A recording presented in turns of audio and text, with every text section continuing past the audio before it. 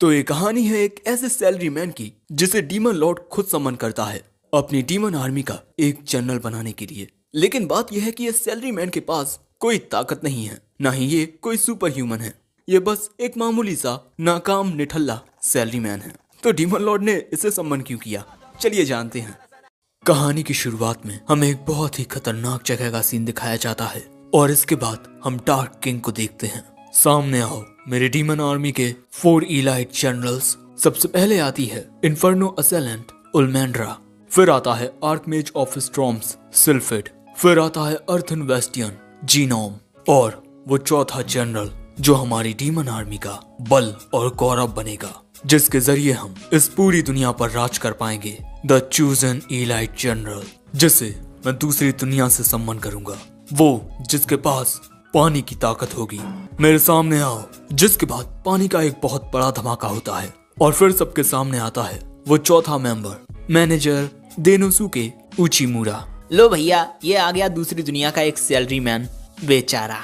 Hello guys, मैं हूँ देनोसुके उचिमारू, एक मामूली सैलरी मैन। मैं अलग अलग कंपनी में जाकर अपने प्रोडक्ट्स की एडवर्टाइजमेंट करता हूँ, लेकिन इतनी मेहनत करने के बावजूद भी प्रमोशंस मुझे नहीं, मेरे कलीग्स को मिलता। और फिर एक दिन मुझे मिला ट्रांसफर ऑर्डर कि मुझे विदेश जाना पड़ेगा। और ऐसा इस वजह से हुआ है क्योंकि कंपनी के मैनेजर को देनोसुके बिल्कुल पसंद नहीं था, जिसके बाद देनोसुके निकल जाता है विदेश जाने के लिए। लेकिन वहां आकर वो देखता है कि इस जगह की हालत बहुत ही बुरी है। वो यहाँ के लोगों को समझाता है, साथ ही अपनी कंपनी से मदद मांगता है क्योंकि यहाँ पर लोगों की कमी है, लेकिन कोई उसकी एक बात नहीं सुनता। इसीलिए जो उसके कंपनी के लोग थे उन्होंने भी देनोसुके पर कभी भरोसा नहीं किया। देनोसुके को लग रहा था कि वो विदेश जाकर भी अगर अपनी पूरी मेहनत करेगा तब सब कुछ सही हो जाएगा, और इसी वजह से देनोसुके ने दिन रात ना देखते हुए बस अपना काम किया। देनोसुके की मेहनत देख उसके कलीग्स भी उसका साथ देने के लिए आ गए। धीरे धीरे काम सही होने लगा, लेकिन तभी देनोसुके को पता चला कि फिर से उसका ट्रांसफर कर दिया गया है। उस जगह की ओर जाते हुए देनोसुके के जहन में एक ख्याल आता है कि आखिर मैं ये सब किसके लिए कर रहा हूँ। तभी एक पापा की परी आकर देनोसुके में स्कूटी मार देती है। बेचारा देनोसुके हवा में उड़ जाता है और फिर देनोसुके सीधा पहुंचता है यहाँ। अपने आसपास के लोगों को देख बेचारा बहुत डरा हुआ है, मैं कहाँ हूँ और ये लोग कौन है। लेकिन तभी डार्क किंग कहता है, तुम्हारा स्वागत है देनोसुके उचिमुरा, और आज से तुम मेरे 4 इलाइट जनरल्स में से एक हो। ये सोचता है कि क्या डीमन जनरल, वो भी मैं, पर क्यों। डार्क किंग कहता है, देनोसुके अब तक तुमने जहां पर भी काम किया है तुमने वहां अपनी काबिलियत दिखाई है। मैंने तुम्हारे सारे रिकॉर्ड्स चेक किए, तुम मेरी आर्मी में एक जनरल बनने के लायक हो, और मैं खुद द डार्क किंग मेरी डीमन आर्मी में तुम्हारा स्वागत करता हूँ। तुम मेरे 4 इलाइट जनरल्स में से एक हो और यहाँ तुम्हें बहुत फायदे मिलेंगे। तुम्हें काम के लिए जो चाहिए होगा मैं उसका इंतजाम करूंगा। तुम अपने अनुसार अपने सबऑर्डिनेट्स चुन सकते हो। देनोसुके कहता है कि अरे ये सब तो बहुत बढ़िया है, और डार्क किंग उससे ये भी कहता है कि अगर तुम मेरे ऑफर को ठुकराना चाहते हो तब मैं तुम्हें तुम्हारी दुनिया में वापस भेज दूंगा। तो तुम्हारा फैसला क्या है देनोसुके उचिमारू। ये सुन पहले तो देनोसुके खुश हो जाता है, लेकिन इसके बाद वो याद करता है कि अब तक उसके साथ क्या क्या हुआ है। कंपनी में कभी भी किसी ने उसकी इज्जत नहीं की। फिर देनोसुके कहता है, मेरी दुनिया में कभी किसी ने मेरे काम की इज्जत नहीं की। शायद उनकी नजरों में ना ही मेरा काम और ना ही मैं कोई मायने नहीं रखते थे, और मुझे नहीं लगता कि मुझ जैसे एक नाकाम शख्स को आप जैसे डार्क किंग की आर्मी में एक जनरल बनने का हक है। लेकिन डार्क किंग कहता है, वो सब बेवकूफ थे जिन्होंने तुम्हारी काबिलियत को नहीं पहचाना, लेकिन मैं जानता हूँ कि तुम कितने काबिल हो।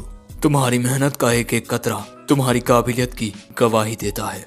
और मेरी बात जरा ध्यान से सुनो, तुम्हारी पिछली कंपनी या उसके एम्प्लॉय ये तय नहीं कर सकते कि तुम कितने काबिल हो, और ना ही तुम खुद ये कह सकते हो कि तुम नालायक हो। मैंने तुम्हें यहाँ इसीलिए बुलाया क्योंकि मुझे तुम्हारी जरूरत है। तो अब फैसला करो देनोसुके, क्या तुम बेवकूफों के लिए काम करके हमेशा पीछे रहोगे या फिर मेरी सेवा करके आसमान की ऊंचाइयों तक पहुंचोगे। अब इससे पहले कि देनोसुके कुछ कहता, उलमेंड्रा कहती है, डार्क किंग मुझे ये समझ नहीं आ रहा कि इस जैसा एक कमजोर इंसान आपके किस काम का। ये दोनों जनरल्स भी उलमेंड्रा की बात से सहमति रखते हैं। डार्क किंग कहता है, ओह तो तुम तीनों का ये कहना है, चलो ठीक है, तो हम इसका टेस्ट लेते हैं। हम तुम्हारी योग्यताओं की परीक्षा लेंगे। बेचारा डेनोसुके घबरा जाता है और इससे पहले कि वो डार्क किंग से कुछ कहता, ओलमेंड्रा कहती है, अब आएगा चीजों में मजा। मैंने सुना है कि दूसरी दुनिया के लोगों में खास ताकतें होती हैं और मैं वो ताकतें देखना चाहती हूँ। और इसके बाद वो पूरी ताकत से डेनोसुके में लात मारने वाली होती है। डेनोसुके को लगता है कि अब तो मैं गया भैया। लेकिन तभी डार्क किंग आकर उसे रोक देता है और कहता है, अपने इमोशंस पर काबू पाना सीखो। बेचारे को जरा ध्यान से देखो, वो डर की वजह से बेहोश हो चुका है। और साथ ही मैं तुम्हें बता दूं कि ये एक मामूली इंसान है, इसमें कोई खास ताकतें नहीं है। ओलमेंड्रा कहती है, आप एक मामूली इंसान को अपनी डीमन आर्मी का जनरल बनाना चाहते हैं? मैं आपकी ये बात नहीं मान सकती। हमारी डीमन आर्मी में सिर्फ मॉन्स्टर्स हैं और ये बस एक मामूली इंसान। कोई भी डीमन या मॉन्स्टर मौका पाते ही इसे मार के खा जाएगा। और हमें यहाँ ये भी पता चलता है कि ओलमेंड्रा एक डीमन है और जीनोम एक डेमी ह्यूमन, जिस वजह से ना जाने क्यों इन दोनों के बीच बहस होने लगती है। तभी डीमन लॉर्ड कहता है कि मुझे इस इंसान से जादुई ताकतें नहीं चाहिए, बल्कि सिर्फ रिसोर्सफुलनेस चाहिए। तभी होश में आकर डेनोसुके कहता है, नहीं नहीं, मैं यहाँ कुछ नहीं कर पाऊंगा। अरे उसकी एक लात में वो मरने वाला था। डार्क किंग कहता है, मैं बस तुम्हारी काबिलियत देखना चाहता हूँ। डेनोसुके को लगता है कि अब उसका कोई अदर वर्ल्डली एंट्रेंस एग्जाम होगा, लेकिन डार्क किंग कहता है, इस वक्त हमारी डीमन आर्मी आसपास की जनजातियों से समझौता करने की कोशिश कर रही है, जैसे सैलामेंडर जनजाति या वेयरवुल्फ जनजाति। लेकिन इस वक्त सबसे बड़ी दिक्कत का विषय माइनोटॉर जनजाति के साथ है और यही तुम्हारा एग्जाम होगा। तुम्हें माइनोटॉर जनजाति के साथ एक सही समझौता करना होगा और उनका भरोसा जीतकर उन्हें हमारी डीमन आर्मी में शामिल करना होगा। बाकी जानकारी तुम ओलमेंड्रा से ले सकते हो। जिसके बाद डार्क किंग यहाँ से चला जाता है। अब बेचारा डेनोसुके तो शॉक में होता है कि उसके साथ ये सब क्या हो रहा है और क्यों हो रहा है, और एक तो ये लड़की मुझ पर इतनी गुस्सा क्यों है। ओलमेंड्रा कहती है, बस यहाँ मेरा वक्त बर्बाद हो रहा है, तुम अपने एग्जाम में पास नहीं होने वाले। डेनोसुके मन में कहता है, इसने सही कहा, मैं बस एक नाकाम सैलरी मैन हूँ जिसके पास कोई काबिलियत नहीं है। लेकिन तभी उसे डार्क किंग की कहीं बातें याद आती हैं और वो कहता है, नहीं, मैं हमेशा से एक ऐसा बॉस चाहता था जिसे मेरी जरूरत हो, और उस डार्क किंग का कहना है कि उसे मेरी जरूरत है। मैं उसकी उम्मीदों पर खरा उतरूंगा। तभी ये लोग उस कमरे तक पहुंच जाते हैं जहां पर माइनोटॉर ट्राइब का चीफ रुका हुआ है, और ये कुछ ज्यादा ही बड़ा होता है। और हो भी क्यों ना, माइनोटॉर बहुत बड़े और खतरनाक होते हैं और ओलमेंड्रा को पूरा यकीन होता है कि डेनोसुके उस माइनोटॉर चीफ के पैरों तले आकर कुचला जाएगा। जिसके बाद वो दरवाजा खोल देती है। अब डरा होने के बावजूद भी डेनोसुके अपनी हिम्मत जुटाता है, लेकिन जैसे ही उसके सामने माइनोटॉर चीफ आता है, उसकी फट जाती है बहुत बुरे तरीके से, और बेचारा माइनोटॉर के पैर के नीचे आकर पतंग बन जाता है। लेकिन असल में अभी ऐसा कुछ नहीं हुआ है। लेकिन माइनोटॉर चीफ को अपने सामने देखकर डेनोसुके सच में बहुत ज्यादा डरा हुआ है। लेकिन तभी ओलमेंड्रा उस माइनोटॉर चीफ की ओर जाने लगती है, डेनोसुके को ये दिखाने के लिए कि नेगोशिएशंस कैसे की जाती हैं।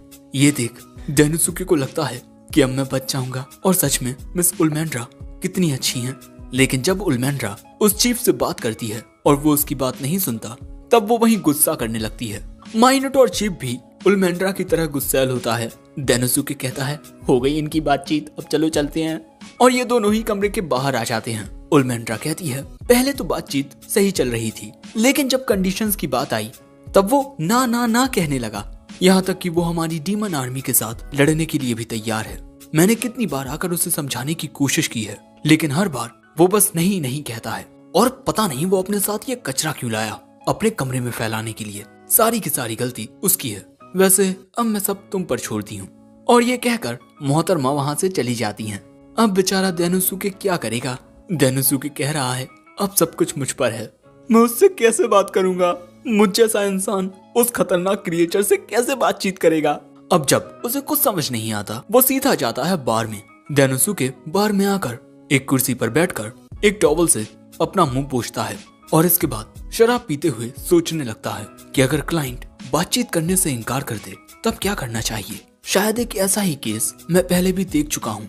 क्लाइंट उस वक्त मेरी बात सुनने से भी इनकार कर रहा था, लेकिन उसकी आंखों में देखकर मैंने उसे समझने की कोशिश की। जिसके बाद डेनोसुके चैन से शराब पीता है और इसके बाद वहाँ से चला जाता है। वो फिर से उसी जगह पर आता है फुल कॉन्फिडेंस के साथ। दूसरी ओर ओलमेंड्रा डार्क किंग को आकर बताती है कि हमेशा की तरह चीफ माइनोटॉर ने इनकार कर दिया और मुझे नहीं लगता कि वो इंसान कुछ कर पाएगा। डार्क किंग कहता है चलो देखते हैं।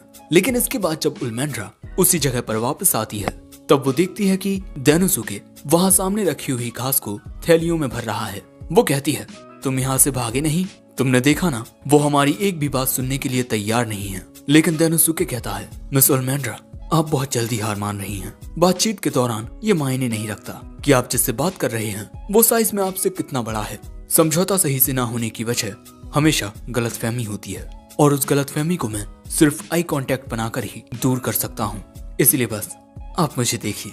और यहाँ उल्मेंड्रा डेनोसुके को बस देखती रह जाती है कि ये पहले से बिल्कुल बदला हुआ लग रहा है। जिसके बाद डेनोसुके दरवाजा खोल के कमरे में चला जाता है और फिर जब अगले दिन सुबह होती है तब उल्मेंड्रा अंदर आकर कमरे को देखती है। वहाँ पर ना ही माइनोटॉर चीफ होते हैं ना ही डेनोसुके। उल्मेंड्रा को लगता है कि शायद समझौता ना होने की वजह से इनके बीच झगड़ा हो गया होगा। लेकिन तभी पीछे से डेनोसुके आता है।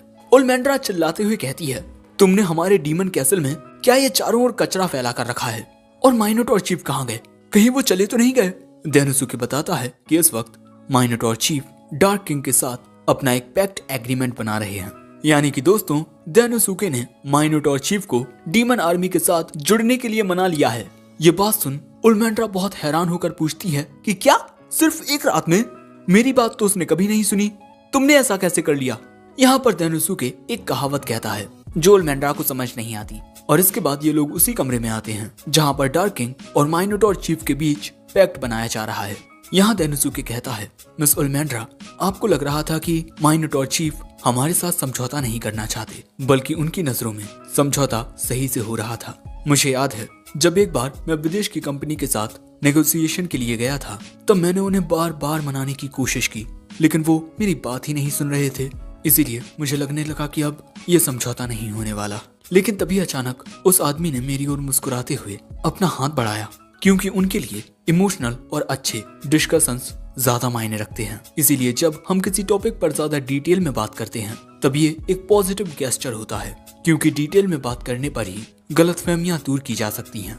मैंने माइनोटॉर चीफ की आंखों में आंखें डालकर बात की। तब उन्होंने मुझे बताया कि जब तुम उनसे नेगोशिएशन की बात करने जाती और गुस्सा कर बैठती तब उन्हें समझ नहीं आता कि आखिर ये गुस्सा क्यों कर रही है। और इसके अलावा माइनोटॉर ट्राइब के लोगों को घास पर लेटना पसंद होता है, और क्योंकि उनके कमरे में घास नहीं थी इसीलिए वो सही से सो नहीं पाए, और सही से ना सोने की वजह से ही वो थोड़े गुस्से में रहते। यानी कि उल्मेंड्रा माइनोटॉर चीफ को सही से समझ नहीं पाई। लेकिन माइनोटॉर चीफ आकर कहता है कि इसमें मेरी भी गलती है, हम दोनों ही एक दूसरे को सही से समझ नहीं पाए, माफ करना। और इसके बाद वो उल्मेंड्रा से हाथ मिलाता है और डेनोसुके को शुक्रिया कहता है, क्योंकि ये सब उसी की वजह से हुआ है। जिसके बाद हम देखते हैं कि माइनोटॉर चीफ अपनी घास लेकर यहाँ से चला जाता है और तभी इनके पास डार्क किंग आकर कहता है मैंने कहा था ना कि डेनोसुके में काबिलियत है, तुमने बहुत अच्छा काम किया डेनोसुके, और मैं तुम्हारा हमारी डीमन आर्मी में एज एन इलाइट जनरल स्वागत करता हूँ। अपना हाथ उठाओ डेनोसुके। डेनोसुके अपना हाथ उठाता है, जिसके बाद डार्क किंग अपनी मैजिकल पावर से एक ब्रेसलेट बनाकर उसे डेनोसुके को पहना देता है। ये वो निशानी है जिससे हर कोई जान जाएगा कि डेनोसुके डीमन लॉर्ड की आर्मी में 4 इलाइट जनरल्स में से एक है। आगे डार्क किंग कहता है तुम्हें किसी और की बात सुनने की कोई जरूरत नहीं है, तुम्हें अपना काम जिस तरह से सही लगे वैसे करो। ये सुन डेनोसुके कहता है शुक्रिया डार्क किंग। लेकिन तभी उल्मेंड्रा डेनोसुके की ओर कुछ इस तरह इशारा करती है, लेकिन इसे समझ ही नहीं आता। बेवकूफ, मैं कह रही हूँ कि अपना हाथ उठाओ। जिसके बाद हम देखते हैं कि ये दोनों अपने हाथ उठा लेते हैं और ये कहती है मैं उल्मेंड्रा हूँ द इन्फर्नो असैलन। ये कहता है और मैं डेनोसुके उचिमुरा हूँ, विदेश से आया मैनेजर। दोस्तों इसी तरह खुद को इंट्रोड्यूस करके उल्मेंड्रा के क्लैन के लोग अपने नए दोस्तों का स्वागत करते हैं। लेकिन तुम इसका कोई गलत मतलब मत निकाल लेना, मुझे अब भी तुम्हारी काबिलियत पर शक है। वो कहता है ठीक है। और इसके बाद एक साथ आगे बढ़ते हुए उल्मेंड्रा कहती है आगे की सारी नेगोशिएशंस भी तुम्हें ही करनी है डेनोसुके। वो कहता है हाँ बिल्कुल मिस उल्मेंड्रा।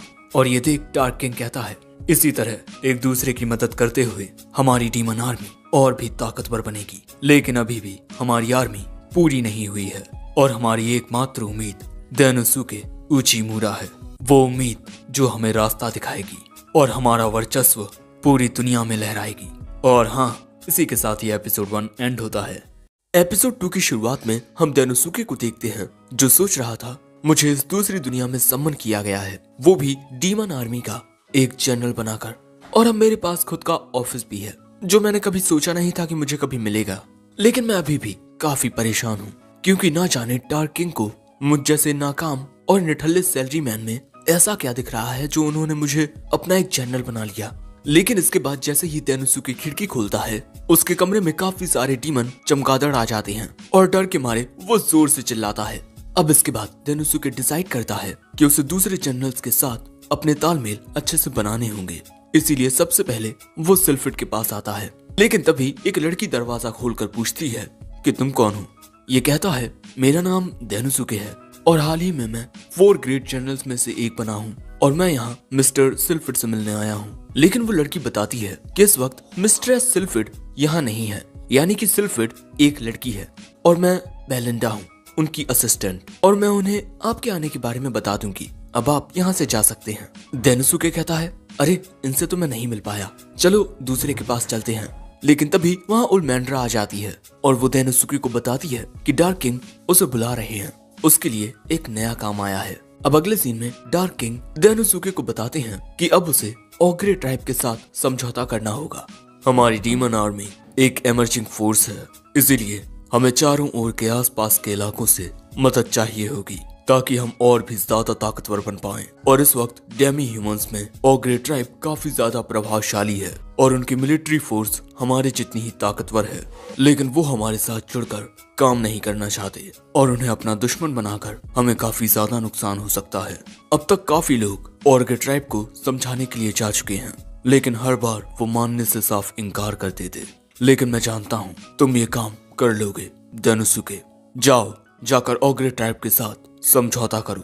उलमैंड्रा कहती है मुझे इस बार भी तुम्हारा साथ देने के लिए चलना पड़ेगा, लेकिन मैं इस वजह से तुम्हारे साथ नहीं चलूंगी कि मुझे तुम्हारी चिंता है। लेकिन इसके बाद जाते हुए उलमैंड्रा कहती है डेनोसुके हम दोनों ही बिग 4 का हिस्सा हैं, इसीलिए हम एक और बार एक साथ काम करेंगे। डेनोसुके कहता है कि ठीक है, लेकिन मुझे पहले मिस जीनोम से जाकर मिलना है, क्योंकि मिस जीनोम ही डेमी ह्यूमन फोर्सेस की लीडर हैं और ओग्रे ट्राइब भी डेमी ह्यूमंस में आती है, तो शायद मिस जीनोम हमारी कुछ मदद कर पाए। लेकिन तभी उलमैंड्रा अब डेनोसुके के साथ जाने से मना कर देती है, ये कहकर कि उसे कोई और काम याद आ गया है। डेनोसुके कहता है ठीक है, तब मैं अपने काम पर जाता हूँ और तुम अपने काम पर जाओ। लेकिन हम साफ देख सकते हैं कि उलमैंड्रा किसी बात से तो नाखुश हुई है, जिसके बाद हम कुछ डेमी ह्यूमंस को देखते हैं जो अपनी ट्रेनिंग कर रहे थे। और इसके बाद मिस जीनोम सभी डेमी ह्यूमंस से कहती हैं तुम सभी की फाइटिंग स्किल्स दिन ब दिन इम्प्रूव हो रही हैं, अब तुम थोड़ा आराम कर सकते हो। और इसके बाद वो डेनोसुके से जाकर पूछती है तो आप यहाँ क्या कर रहे हैं। वो कहता है कि मैं यहाँ ओग्रे ट्राइब के बारे में पूछने आया हूँ, क्योंकि डार्क किंग ने अब मुझे ओग्रे ट्राइब के साथ समझौता करने के लिए कहा है। जो सुन मिस जीनोम कहती हैं कि ओग्रे ट्राइब के चीफ ओगुरे को समझा पाना काफी मुश्किल होगा, क्योंकि उसे एक डिक्टेटर भी माना जाता है। बाकी सब तुम खुद देख लेना और जल्दी से मेरी नजरों के सामने से इस वाहियात चीज को हटाओ, क्योंकि उस जैसी डीमन को देख मेरे सबऑर्डिनेट्स को अच्छा नहीं लग रहा। तभी डेनोसुके अपने पीछे देखता है कि उसके पीछे बहुत ही ज्यादा गुस्से में उलमैंड्रा होती है। अरे आप यहाँ क्या कर रही हैं मिस उलमैंड्रा। वो कहती है तुम्हें आने में देर हो रही थी, इसीलिए मैं तुम्हें लेने आई।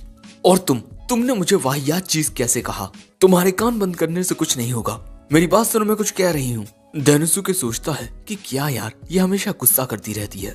जिसके बाद हमें ओग्रे ट्राइब का महल दिखाया जाता है, जहाँ के गार्ड्स ने इन दोनों को अंदर जाने से रोक दिया है, क्योंकि जब तक इनके चीफ इन्हें परमिशन नहीं देते ये दोनों अंदर नहीं जा सकते। जो देख डेनोसुके सोचता है डार्क किंग ने सही कहा था, ये नेगोशिएशन बहुत ज्यादा मुश्किल होने वाली है। लेकिन तभी डेनोसुके ये देख घबरा जाता है कि फिर से उलमैंड्रा को गुस्सा आने लगा है।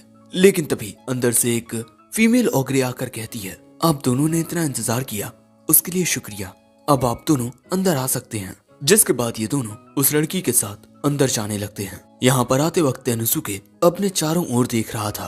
तभी उलमैंड्रा उससे कहती है कि चौकन्ने रहना, क्योंकि ओग्रे ट्राइब काफी ज्यादा ताकतवर है और इस बार हमें काफी दिक्कत होने वाली है। डेनोसुके मन में कहता है मिस जीनोम ने ये खुद कहा है कि ओग्रे चीफ को उसके दुश्मन एक डिक्टेटर मानते हैं। जिसके बाद ये लोग एक और गेट के सामने पहुंचते हैं और इसके आगे इन दोनों को ही जाना होगा। जिसके बाद ये दोनों इस कमरे के अंदर जाने लगते हैं और अंदर आते ही इन्हें सामने दिखाई देता है ओग्रे ट्राइब का चीफ ओगुरे। इन दोनों को देख ओगुरे कहता है, तुम चिरकुट हमेशा मेरी इजाजत के बिना आते हो। मैं तुम्हें बता दूं कि जब तक मैं जिंदा हूँ मैं तुम लोगों को कोई इजाजत नहीं देने वाला। अगर तुम कुछ करना ही चाहते हो तो हमारी आर्मी के सामने सरेंडर कर दो, और अगर तुम चाहते हो कि मैं तुम्हारे साथ कोई समझौता करूं तो मेरी एक शर्त है, तुम्हें मेरे कदमों में अपने डार्क किंग का सिर लाकर रखना होगा। लेकिन उसकी ये बात सुन उल्मेंड्रा के सब्र का बांध टूट जाता है और वो कुछ कहने ही वाली थी, लेकिन तभी देनुसुके उसे रोक देता है और खुद कहता है, आपने अपना कीमती वक्त निकालकर हमें जो ऑफर दिया है हम उसके बारे में जरूर सोचेंगे। और इसके बाद वो उल्मेंड्रा को लेकर वहाँ से जाने लगता है। अब बाहर आकर उल्मेंड्रा अपना पूरा गुस्सा निकालती है, वो बुढ़ा, मैं उसके टुकड़े टुकड़े करके कुत्तों को खिला दूंगी। लेकिन देनुसुके उल्मेंड्रा को समझाता है कि वो ओग्रे चीफ यही चाहता है, वो हमें गुस्सा दिलाकर इस नेगोशिएशन को पूरी तरह से बर्बाद करना चाहता है। भले ही उस ओग्रे चीफ को हमारे साथ समझौता करने में कोई दिलचस्पी ना हो, लेकिन वो एक क्लैन का लीडर है और लीडर होने के नाते वो नहीं चाहेगा कि उसके ट्राइब को बेफजूल में ही खतरे का सामना करना पड़े। इसीलिए वो अपनी बातों से हमें गुस्सा दिलाकर डार्क किंग से यही कहेगा कि तुमने ये कैसे लोग भेजे थे नेगोशिएशन के लिए, मुझ पर ही चिल्ला कर गए हैं। उल्मेंड्रा पूछती है, क्या तुम्हें उसकी बातों से गुस्सा नहीं आया? वो कहता है, हाँ बिल्कुल आया, लेकिन इस वक्त हमें अपने गुस्से पर काबू रखना होगा, वरना इससे डार्क किंग को परेशानी हो सकती है। अगर इस वक्त वो हमारे साथ समझौता नहीं करना चाहते तब हम उन्हें फोर्स नहीं करेंगे, वरना इससे बात और बिगड़ जाएगी। सो उल्मेंड्रा पूछती है, तो अब हम क्या करें? अब इससे पहले कि देनुसुके कुछ सोचता, ये मोहतरमा यहाँ आ जाती हैं और ये ओ लुलू है, ओगुरे की बेटी। ये जान उल्मेंड्रा कहती है, अब तुम हमसे क्या चाहती हो? ओ लुलू कहती है, मैं चाहती हूँ कि तुम मेरे पिता ओगुरे को उनकी गद्दी से हटवा दो। अरे भैया ये क्या हो रहा है? अगले सीन में ओलुलू इन दोनों को इनके महल के उस कमरे में लेकर आती है जहाँ पर सारा खाना रखा होता है, लेकिन यहाँ कुछ नहीं होता क्योंकि इस वक्त इनकी ट्राइब में काफी सारी फाइनेंशियल प्रॉब्लम्स आ रही हैं। यहाँ तक कि कई सारे लोगों को तो पेट भर खाना भी नहीं मिल रहा। जो जान देनुसुके कहता है, मुझे लग ही रहा था, मैंने देखा कि उन गार्ड्स के आर्मर थोड़े टूटे हुए हैं। कैसल में भी चारों ओर अंधेरा छाया हुआ है और अक्सर बड़ी कंपनियों के साथ ऐसा ही होता है। जब तक चेन ऑफ कमांड सिंपल रहती है सब कुछ सही चलता है, लेकिन इसके टूटने के बाद दिक्कतें आना शुरू होती हैं और यही इस वक्त यहाँ हो रहा है। और ओग्रे ट्राइब की सभी दिक्कतों का हल डीमन आर्मी के साथ मिलकर ही निकाला जा सकता है, लेकिन मेरे पिता किसी की बात ही नहीं सुन रहे और इसके अलावा वो बीमार भी हैं और इसी वजह से उनसे मिलने से पहले आपको इतना इंतजार करना पड़ा। वो भले से ही सबके सामने ये दिखा रहे हों कि वो बिल्कुल ठीक हैं, लेकिन इस वक्त उनकी हालत बिल्कुल भी सही नहीं है और अगर ऐसा ही चलता रहा तो मेरे पिता का बचना मुश्किल है और अगर उन्हें कुछ हो गया तो हमारी ओग्रे ट्राइब भी नहीं बचेगी, इसीलिए प्लीज कुछ कीजिए। देनुसुके कहता है, मैं तुम्हारी बात समझता हूँ, लेकिन तुमने जो किया वो गलत है। चाहे कुछ हो जाए, किसी ऑर्गेनाइजेशन के किसी भी मेंबर को उनके पर्सनल अफेयर्स के बारे में किसी अनजाने शख्स को नहीं बताना चाहिए, लेकिन तुमने तो अपने बॉस की हालत भी हमें बता दी।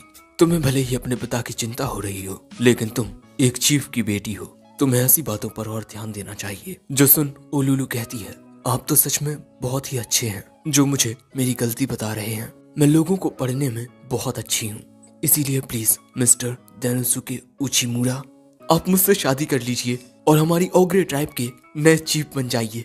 ये बात सुन देनुसुके के होश उड़ जाते हैं और उल्मेंड्रा गुस्से में आग बबूला होने लगती है। देनुसुके कहता है कि आप ये क्या कह रही हैं? वो कहती है, हमारी ट्राइब का हर एक मेंबर मेरे पिता के साथ है और हमारी ओग्रे ट्राइब को बचाने का सिर्फ अब एक रास्ता है, वो है आपकी मेरे साथ शादी। मुझसे शादी करके आप ओग्रे ट्राइब के नए चीफ बन जाएंगे। लेकिन तभी बीच में उल्मेंड्रा आ जाती है, प्लीज हमें इस बारे में सोचने का वक्त दीजिए। जिसके बाद हम देनुसुके को उसके ऑफिस में देखते हैं। मैं क्या करूं, ओग्रे चीफ मेरी बात नहीं सुन रहे और उनकी बेटी, यार मैं क्या करूं। अब यहाँ देनुसुके कुछ ज्यादा ही परेशान होने लगता है, इसीलिए उसकी नजरों के सामने सिर्फ एक उपाय आता है, बार। और अगले सीन में हम देनुसुके को बार में शराब पीते हुए देखते हैं। वहाँ पर उल्मेंड्रा भी होती है और तभी अचानक वो देनुसुके से पूछती है, तुम्हें क्या लगता है जंगल का सबसे खतरनाक जानवर शेर ही है ना? लेकिन ये अंकल कह रहे हैं कि वो गोरिल्ला है। ये बारटेंडर कहता है, गोरिल्ला ढपला पीट कर सबको बता देता है कि वो कहाँ है। जो बात सुन उल्मेंड्रा हैरान हो जाती है और इसके बाद वो एक ऐसा फैक्ट बताती है जो शेर को वाकई दूसरे जानवरों से महान बनाता है, वो है उसका गौरव। और तभी डेनोसुके के दिमाग में क्लिक होता है, गौरव। और अब प्रेजेंट में वो कहता है, चलो अब ये डील करने चलते हैं। अब सुबह होते ही डेनोसुके यहाँ से जाने के लिए निकलने वाला है। वहाँ उल्मेंड्रा भी आ जाती है। डेनोसुके कहता है, तुम्हें इतनी सुबह बुलाया, माफ करना। वो कहती है, कोई बात नहीं, चलो अब चलते हैं। डेनोसुके कहता है, पहले हम ओग्रे ट्राइब नहीं बल्कि कहीं और जाएंगे। बैठो, मैं रास्ते में सब बताता हूँ। जिसके एक हफ्ते बाद ओग्रे ट्राइब में हमें पता चलता है कि ओग्रे चीफ इन दोनों को खुद अपने पास बुलाता है और गुस्से में पूछता है, आखिर दूसरी जातियों ने डीमन आर्मी को ज्वाइन कैसे किया। यहाँ डेनोसुके मुस्कुराता है और फिर हमें पता चलता है कि बग्घी में बैठकर डेनोसुके उल्मेंड्रा को बताता है कि पहले हम दूसरी जातियों को अपने साथ जोड़ेंगे, क्योंकि इस वक्त उन्हें भी काफी दिक्कतों का सामना करना पड़ रहा है। पहले ओग्रे ट्राइब दूसरी जातियों को संभाले रहती, लेकिन अब उनकी खुद की हालत खराब है और हमारे इस मिशन का नाम होगा ऑपरेशन स्ट्रॉन्ग होल्ड। और अब प्रेजेंट में उल्मेंड्रा को समझ आता है कि आखिर डेनोसुके ने वो सब क्यों किया। डेनोसुके पहले भी इस स्ट्रेटजी का यूज कर चुका है, जहाँ पर एक बहुत ही बड़ी कंपनी डेनोसुके से बातचीत करने से भी मना कर रही थी, लेकिन इसके बाद डेनोसुके ने उस बड़ी कंपनी के आसपास की छोटी कंपनियों को अपने साथ जोड़ लिया। जिसके बाद उस बड़ी कंपनी ने डेनोसुके को सामने से बुलाया उसका प्रोडक्ट देखने के लिए। अगर दूसरी जातियों ने डीमन आर्मी को ज्वाइन कर लिया, तब यहाँ द प्राइडफुल ओग्रे चीफ की प्राइड को ठेस पहुंचेगी। और अब आता है नेक्स्ट स्टेप। डेनोसुके कहता है, लॉर्ड ओगुरे, दूसरी जातियों को पेट भर खाने को नहीं मिल रहा था, लेकिन डीमन आर्मी को ज्वाइन करने के बाद उनकी हालतों में सुधार आ रहे हैं। ये कहता है, लेकिन आसपास के एरिया का शासन मैं करता हूँ, तुम मेरे एरिया में अपनी मनमर्जी का काम नहीं कर सकते। डेनोसुके कहता है कि डीमन आर्मी के साथ दूसरी जातियों की ज्वाइनिंग के अलावा ओग्रे ट्राइब की भी ज्वाइनिंग है। ये कहता है, नामुमकिन, मैंने तो ऐसा कोई आदेश नहीं दिया। डेनोसुके कहता है कि आपने ना सही, लेकिन आपकी बेटी ने तो किया है। लेडी ओलुलु ने हमारे साथ मिलकर खुद दूसरी जातियों को समझाया है, क्योंकि ये उसका हक है, आखिर वो आपकी बेटी जो है। जिसके बाद ओलुलु अपने पिता से कहती है, पिताजी, हमारी टॉप प्रायोरिटी दूसरे डेमी ह्यूमंस की जिंदगियां बचाना है, और ऐसा हम सिर्फ डीमन आर्मी के साथ जुड़कर ही कर सकते हैं। ओगुरे कहता है, लेकिन मैं किसी के सामने नहीं झुकता। ओलुलु रोते हुए कहती है, पिताजी, आप मेरे लिए सबसे ज्यादा ताकतवर हो। आपने बचपन से मेरा कितना ख्याल रखा है, लेकिन अब वक्त बदल चुका है। आप बूढ़े और बीमार हो गए हो, इसीलिए हमें उनके साथ जुड़ना ही होगा। तभी डेनोसुके कहता है, कैसा रहेगा अगर हम एक एलियंस बना लें जिसमें इक्वल पार्टनरशिप होगी। ये बात सुन ओगुरे कहता है, मुझे इस बारे में सोचने के लिए थोड़ा वक्त चाहिए। डेनोसुके कहता है, हमारी बात सुनने के लिए शुक्रिया लॉर्ड ओगुरे। लेकिन यहाँ से जाते हुए डेनोसुके खुद जानता है कि उसका जवाब क्या होगा। बस उसे ये फैसला लेने के लिए थोड़ा वक्त चाहिए। और इसके बाद ओलुलु भी अपने पिता को शुक्रिया कहती है और फिर वहाँ से जाने लगती है। अपनी बेटी को देख ओगुरे सोचता है, मेरी प्यारी बच्ची अब बड़ी हो गई है। सच में वक्त बदल गया है। फिर कुछ दिनों बाद उल्मेंड्रा डेनोसुके को आकर बताती है कि ओगुरे ने हमारे ऑफर पर हामी भर दी है, लेकिन वो देखती है कि डेनोसुके कुछ ज्यादा ही बिजी होता है। डेनोसुके को डार्क किंग ने अपने लिए एक चेला रखने को कहा है, लेकिन इसे समझ नहीं आ रहा कि ये किसे चुने। उल्मेंड्रा आकर कहती है, तब तुम अपनी अंतरात्मा की आवाज सुनो। डेनोसुके कहता है, मैं तो बस सोच रहा था कि आपको अपना साथी बना लूं। उल्मेंड्रा खुश होकर कहती है, इसका मतलब तुम मुझे अपना पार्टनर बनाना चाहती हो। और ऐसे ही वो बहुत ज्यादा खुश होने लगती है। लेकिन तभी कोई दरवाजा खटखटाता है। डेनोसुके जाकर देखता है तो ये मिस ओलुलु होती हैं और वो यहाँ पर ओग्रे ट्राइब की रिप्रेजेंटेटिव बनकर आई हैं। और इसके बाद वो डेनोसुके का हाथ पकड़ के कहती है, शुक्रिया, ये सब आपकी वजह से हुआ है और आप ही की वजह से हमारी पूरी ओग्रे ट्राइब में सुधार आ रहे हैं। आपने हमारे लिए इतना कुछ किया, अगर बदले में मैं आपके लिए कभी भी कुछ कर सकूं तो मुझे बताइएगा। ये सुन डेनोसुके कहता है, अगर तुम्हें बुरा ना लगे तो क्या तुम मेरे साथ काम करना चाहोगी। वो कहती है, क्या सच में मैं ऐसा कर सकती हूँ। वो कहता है, हाँ बिल्कुल। जिसके बाद ये दोनों हाथ मिलाते हैं और फिर डेनोसुके उल्मेंड्रा से कहता है, आपके साथ काम करके भी मुझे बहुत खुशी होती है मिस उल्मेंड्रा। लेकिन डेनोसुके से गुस्सा होकर उल्मेंड्रा कहती है, मैं तुम्हारी साथी नहीं राइवल हूँ। बेचारा डेनोसुके। लेकिन हाँ, डेनोसुके ने अपनी काबिलियत के साथ डीमन आर्मी की ताकत बढ़ाना शुरू कर दिया है। देखने में और भी मजा आएगा कि आगे डेनोसुके और क्या क्या करता है। एपिसोड 3 की शुरुआत में हम डेनोसुके को देखते हैं जो सुबह होते ही अपना कुछ काम करने लगता है। तभी वहाँ ओलुलु आती है और ये यहाँ अपना काम पूरा करके आई है। डेनोसुके ने ओलुलु से कहा था कि वो बियर ट्राइब के साथ जाकर नेगोशिएशन करे। तभी डेनोसुके कहता है कि मैं ऐसी काफी सारी मीटिंग्स अटेंड कर चुका हूँ जिनमें मुझे हर एक चीज बार बार शुरुआत से करनी पड़ती थी। तभी ओलुलु डेनोसुके को बताती है कि ओग्रे ट्राइब के साथ सक्सेसफुल एलियंस बनाने के लिए डेनोसुके को अवार्ड मिलने वाला है, लेकिन इस वक्त मुझे ये नहीं पता कि वो अवार्ड क्या है। इसीलिए डेनोसुके इस बारे में सोचने लगता है क्योंकि अपने पुराने कामों में उसे कभी बोनस तक नहीं मिला और यहाँ उसे एक अवार्ड मिलने वाला है। तभी वहाँ उल्मेंड्रा डेनोसुके के लिए खाना लेकर आती है। उल्मेंड्रा को देख डेनोसुके खुश हो जाता है, जिसके बाद हम देखते हैं कि डेनोसुके खाना खाता है। वहीं बैठकर उल्मेंड्रा भी खाना खाती है और वो पल भर में ही खाना खा लेती है।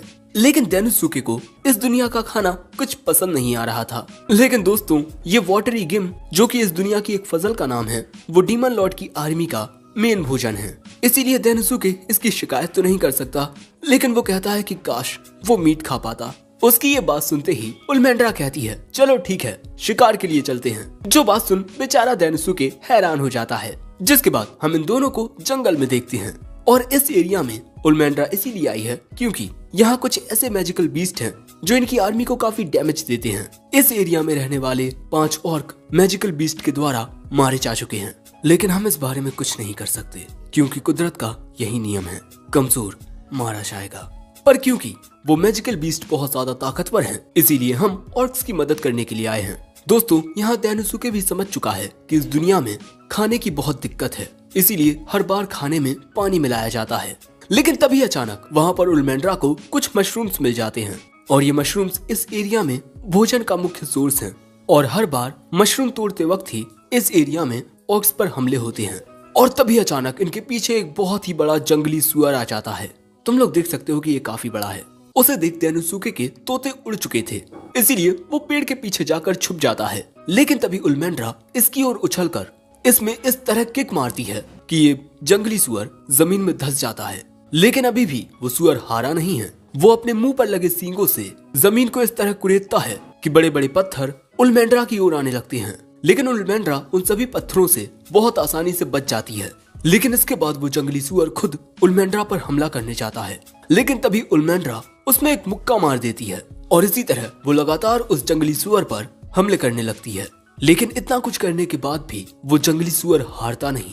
ये देख डेनोसुके सोचता है जानवरों के मुकाबले इंसानों में बहुत कम ताकत होती है, इसीलिए इंसान ऐसे बीस्ट या जानवरों को मारने के लिए हथियारों का इस्तेमाल करते हैं। लेकिन उल्मेंड्रा इस जंगली सुअर से बिना किसी वेपन के लड़ रही है और यही बात डेनोसुके को समझ नहीं आती कि आखिर इसके पास कोई हथियार क्यों नहीं है। लेकिन अगले ही पल में उल्मेंड्रा अपने हाथ को इस तरह बढ़ाकर कहती है तुम्हें मारने के लिए अब मुझे यही करना होगा। और अचानक ही हम देखते हैं कि उल्मेंड्रा की बॉडी से काफी रोशनी निकलने लगती है और फिर हम देखते हैं कि उल्मेंड्रा के इस हाथ पर एक नया आर्मर आ जाता है और फिर उल्मेंड्रा कहती है अब आओ मेरी ओर अपनी पूरी ताकत से। ये बात सुन वो जंगली सुअर बौखलाकर उल्मेंड्रा की ओर आगे बढ़ता है और उल्मेंड्रा से सीधा जाकर टकराता है। लेकिन यहाँ उल्मेंड्रा ने उस जंगली सुअर का सींग पकड़ लिया था और इसके बाद वो एक ही हाथ से उस जंगली सुअर को उठाकर अपने दोनों हाथों से उसकी गर्दन को इसी तरह आसमान में मरोड़ देती है, जिससे वो जंगली सुअर वहीं पर मारा जाता है। और ये देख डेनोसुके के होश उड़ जाते हैं। उल्मेंड्रा कहती है चलो अब इसे खाते हैं, लेकिन देखकर लगता है कि डेनोसुके की भूख मर चुकी है। अब शाम के वक्त हम देखते हैं कि यहाँ मौजूद ऑर्क इस जंगली सुअर को मारने के लिए उल्मेंड्रा का शुक्रिया अदा करते हैं। सो उल्मेंड्रा कहती है कोई बात नहीं, चलो अब एक साथ इसका मांस खाते हैं। लेकिन डेनोसुके नोटिस करता है कि ये जंगली सुअर और ये ऑर्क एक जैसे दिखते हैं और ये ऑर्क इस जंगली सुअर को खाने के लिए बहुत उत्साहित थे। और यहाँ एक फीमेल ऑर्क इस जंगली सुअर का पैर उल्मेंड्रा को देती है और भैया डेनोसुके ये जानकर हैरान हो जाता है कि उल्मेंड्रा खाना बना सकती है। डेनोसुके बहुत खुश होता है कि अब उसे मीट खाने को मिलेगा। डेनोसुके देखता है कि उल्मेंड्रा इसे अपने हाथ की शुद्ध आग पर पकाने वाली है। डेनोसुके इमेजिन करता है कि खाना किस तरह बनकर तैयार होगा, लेकिन अगले ही पल में उल्मेंड्रा अपनी आग से उस मीट को जला देती है और बनकर तैयार है मीट। डेनोसुके कहता है लेकिन ये तो पूरा जल चुका है। और जब वो उसे खाता है तब इस जंगली सुअर का जला हुआ मांस उसके गले में फंस जाता है और इसका टेस्ट बहुत बुरा था। अब मुझे ये काला पदार्थ आखिर कैसे खिला सकती है मिस उल्मेंड्रा? वो कहती है कि जो खाना देता है उससे ऐसे बात नहीं करते। लेकिन डेनोसुके समझ चुका था कि इस दुनिया में खाना सच में एक काफी बड़ी समस्या है। फिर एक फीमेल ऑर्क से डेनोसुके को पता चलता है कि इस दुनिया में मसाले, खासकर नमक, बहुत ही ज्यादा महंगे हैं और इतने सारे मीट में डालने के लिए इनके पास बस इतना ही नमक है। ये बात सुन डेनोसुके कहता है, मैं इस थोड़े से नमक के साथ भी खाना बना सकता हूँ। जिसके थोड़ी ही देर बाद हम देखते हैं कि खाना बनकर तैयार हो जाता है और यहाँ जंगल में मिलने वाले मशरूम से डेनोसुके ने सूप बनाया है। जिसके बाद उल्मेंड्रा इस खाने को टेस्ट करती है और ये खाना उसे बहुत ही ज्यादा अच्छा लगता है। उल्मेंड्रा के साथ वहाँ मौजूद ऑर्क को भी ये खाना बहुत अच्छा लगता है और फिर डेनोसुके बताने लगता है कि उसने ये खाना बनाया कैसे है। देखो ये सारी बातें तो मेरे दिमाग के भी ऊपर से जा रही हैं, तो मैं तुम्हें क्या बताऊं। और फिर डेनोसुके कहता है, अगर आप सभी चाहें तब मैं आपको खाना बनाने का ये तरीका सिखा सकता हूँ। तभी उल्मेंड्रा कहती है कि तुम एक इलाइट जनरल हो, तुम्हें मामूली लोगों के सामने अपनी इज्जत कम नहीं करनी चाहिए। लेकिन डेनोसुके कहता है, हम किसी राज्य के बारे में ये पता लगा सकते हैं कि वो कैसा है सिर्फ ये देखकर कि वहाँ मौजूद गरीब और अमीर लोग किस तरह का खाना खाते हैं। डेनोसुके के कहने का मतलब है कि यहाँ नॉलेज की कमी है, इसी वजह से ये लोग गरीब हैं। उल्मेंड्रा भी उसकी बात से सहमति जताते हुए कहती है, हमारे आसपास के जो नेशंस हैं वो हमसे काफी ज्यादा पावरफुल हैं, लेकिन ये सब बदलने की जिम्मेदारी हमारी है क्योंकि हम हैं इलाइट जनरल्स। डेनोसुके कहता है, तुमने बिल्कुल सही कहा। और फिर रात हो जाती है, लेकिन अब इन दोनों को यहाँ से जाना होगा, इसीलिए उल्मेंड्रा एक आग का गोला बना लेती है जिसकी रोशनी से इन्हें रास्ता दिखाई देगा। और हमें ये बात भी पता चलती है कि मैजिक का यूज सिर्फ डीमंस कर सकते हैं, डेमी ह्यूमंस नहीं। जो बात सुन डेनोसुके को समझ आता है कि आखिर क्यों मिस जीनोम की आर्मी के डेमी ह्यूमंस फाइटिंग प्रैक्टिस कर रहे थे, क्योंकि वो मैजिक का यूज नहीं कर सकते। अब यहाँ डेनोसुके उल्मेंड्रा से पूछता है कि मिस्टर सिल्फिड डीमन है या डेमी ह्यूमन। उल्मेंड्रा सही से तो नहीं जानती, लेकिन उसे लगता है कि वो एक डीमन ही होगी क्योंकि उसे आर्कमेज ऑफ स्टॉर्म्स कहा जाता है और अक्सर होने वाली मीटिंग्स में वो खुद नहीं आती। और हाँ दोस्तों, सिल्फिड एक लड़की है। जिसके बाद उल्मेंड्रा आगे बढ़ने लगती है। अब जाते हुए डेनोसुके कहता है कि तुम अपनी मैजिकल पावर से एक ऐसा आर्मर क्रिएट कर सकती हो जो तुम्हें बहुत ताकतवर बना देता है, लेकिन फिर से नॉर्मल होने में तुम्हें काफी वक्त लगता है ना। इसीलिए नॉर्मली उल्मेंड्रा इस मैजिक का यूज नहीं करती। इसीलिए मुझे लगता है कि तुम्हें अपने साथ कोई हथियार रखना चाहिए जो तुम्हारे लिए बहुत काम का साबित हो सकता है। साथ ही तुम्हें कपड़े भी ऐसे पहनने चाहिए जो तुम्हारी फुल बॉडी को प्रोटेक्ट कर सकें। लेकिन अगले ही पल में हम देखते हैं कि उल्मेंड्रा के द्वारा बना वो आग का गोला अचानक ही गायब हो जाता है और यहाँ पर वो कहती है कि डेनोसुके, शायद से तुम बिल्कुल सही कह रहे हो, लेकिन तुम्हारे ये शब्द मेरे लिए अपमानजनक थे और अब मैं तुम्हें अपने साथ नहीं ले जा सकती। तुम सुबह होते ही किसी घोड़ा गाड़ी से आ जाना। मैंने तुम पर भरोसा किया, लेकिन अब मैं अपने उस फैसले पर पछता रही हूँ। तुम बस दूसरी दुनिया से आए एक मामूली से इंसान हो। और ये सब कहने के बाद उल्मेंड्रा वहाँ से कूदकर चली जाती है। डेनोसुके को समझ नहीं आता कि ये गुस्सा कैसे हो गई और अब बेचारा रोते हुए यहाँ से भागकर जाने लगता है क्योंकि इस जंगल में काफी सारे मैजिकल बीस्ट हैं। बेचारा हमारा डेनोसुके। लेकिन भाई मुझे भी समझ नहीं आ रहा कि वो गुस्सा क्यों हो गई। अब अगले दिन डीमन किंग कहता है, उस जंगली सुअर को हराकर तुम दोनों ने बहुत अच्छा किया, लेकिन उल्मेंड्रा तो रात में ही आ गई थी, लेकिन तुम्हें आने में देर कैसे हो गई। डेनोसुके रोते हुए कहता है, डार्क किंग, मैं एक इलाइट जनरल बनने के लायक नहीं हूँ। और इसके बाद वो डार्क किंग को सब कुछ बताता है कि आखिर हुआ क्या था और इन सब का दोष वो खुद को देता है। मुझे नहीं लगता मैं इस काम के लायक हूँ डार्क किंग। लेकिन डार्क किंग कहता है, तुम उल्मेंड्रा के पास जाकर सारी कंफ्यूजन को दूर करो और उसे समझाओ और ये मेरा ऑर्डर है और मेरी बात मानो। मेरी बात मानकर तुम्हें इस दुनिया के बारे में काफी कुछ नई चीजें सीखने को मिलेंगी। अब भाई डार्क किंग के ऑर्डर को डेनोसुके मना तो नहीं कर सकता था, लेकिन भाई इसके बाद हम डेनोसुके को बहुत ही निराश देखते हैं। उसे समझ नहीं आ रहा था कि उल्मेंड्रा आखिर किस बात पर गुस्सा हो गई। फिर वो सोचता है कि इस दुनिया में दो जातियां हैं, डीमंस और डेमी ह्यूमंस। और इस दुनिया में आने से पहले मुझे लगता था कि डीमंस समझदार होते हैं और डेमी ह्यूमंस काफी गुस्सैल, लेकिन इस दुनिया में काफी कुछ अलग है। जैसे डेमी ह्यूमंस और भाई डीमंस, भाई सब ठीक है, लेकिन एनिमे में ये लड़कियों के कपड़े इतने छोटे क्यों होते हैं। यहाँ डेनोसुके भी सोचता है कि इस दुनिया में जो डीमंस होते हैं वो ज्यादा गुस्सैल होते हैं, साथ ही वो अपनी स्किन भी ज्यादा दिखाते हैं, लेकिन क्यों। तभी वो रात में कही गई उल्मेंड्रा की बात याद करता है कि मैजिक का यूज सिर्फ डीमंस कर सकते हैं और वो इसी बारे में सोचता है कि क्या सच में जो डीमंस नहीं होते वो मैजिक का यूज नहीं कर सकते। और इसीलिए अब वो पढ़ना शुरू करता है कि क्या सच में इस दुनिया में मैजिक का यूज सिर्फ डीमंस कर सकते हैं। पढ़कर उसे पता चलता है कि इस दुनिया में डीमंस का सुंदर शरीर ही उनके लिए गौरव होता है, क्योंकि उनकी बॉडीज काफी स्ट्रांग होती हैं और मैजिक का यूज करने के लिए भी आपके शरीर का मजबूत होना बहुत जरूरी है। और जैसे जैसे डीमंस और ज्यादा ताकतवर होते हैं उनकी मैजिकल पावर बढ़ती जाती है, और इसीलिए जो डीमंस होते हैं वो छोटे कपड़े पहनते हैं ताकि कम कपड़ों के जरिए वो सामने वाले शख्स को दिखा सकें कि उनकी मैजिकल पावर कितनी ज्यादा है। और कल रात जब डेनोसुके ने उल्मेंड्रा से कहा कि उसे ज्यादा कपड़े पहनने चाहिए, तब इसका मतलब उसने इनडायरेक्टली ही उल्मेंड्रा को कमजोर कह दिया। अरे ये मुझसे कितनी बड़ी गलती हो गई। मैंने जो कहा उस बात पर गुस्सा होना बिल्कुल जाहिर था। And demon Lord thank you, आपकी बदौलत मुझे इस दुनिया के बारे में नई बात पता चली। लेकिन अब मैं मिस उल्मेंड्रा को समझाऊं कैसे। अब शाम के वक्त हम ओलुलू को देखते हैं जो कि भाई लकड़ी काट रही थी, लेकिन तभी उसे अपने सामने बहुत सारी डार्क पावर नजर आती है। वो ये देख घबरा जाती है, लेकिन सही से देखने पर पता चलता है कि ये तो मिस उल्मेंड्रा हैं जो रो रही हैं। और अगले ही पल में हम देखते हैं कि मिस उल्मेंड्रा ओलुलू की ओर जाकर उसके सीने से लगकर कहती हैं कि डेनोसुके मुझसे नफरत करता है, अब मैं क्या करूं।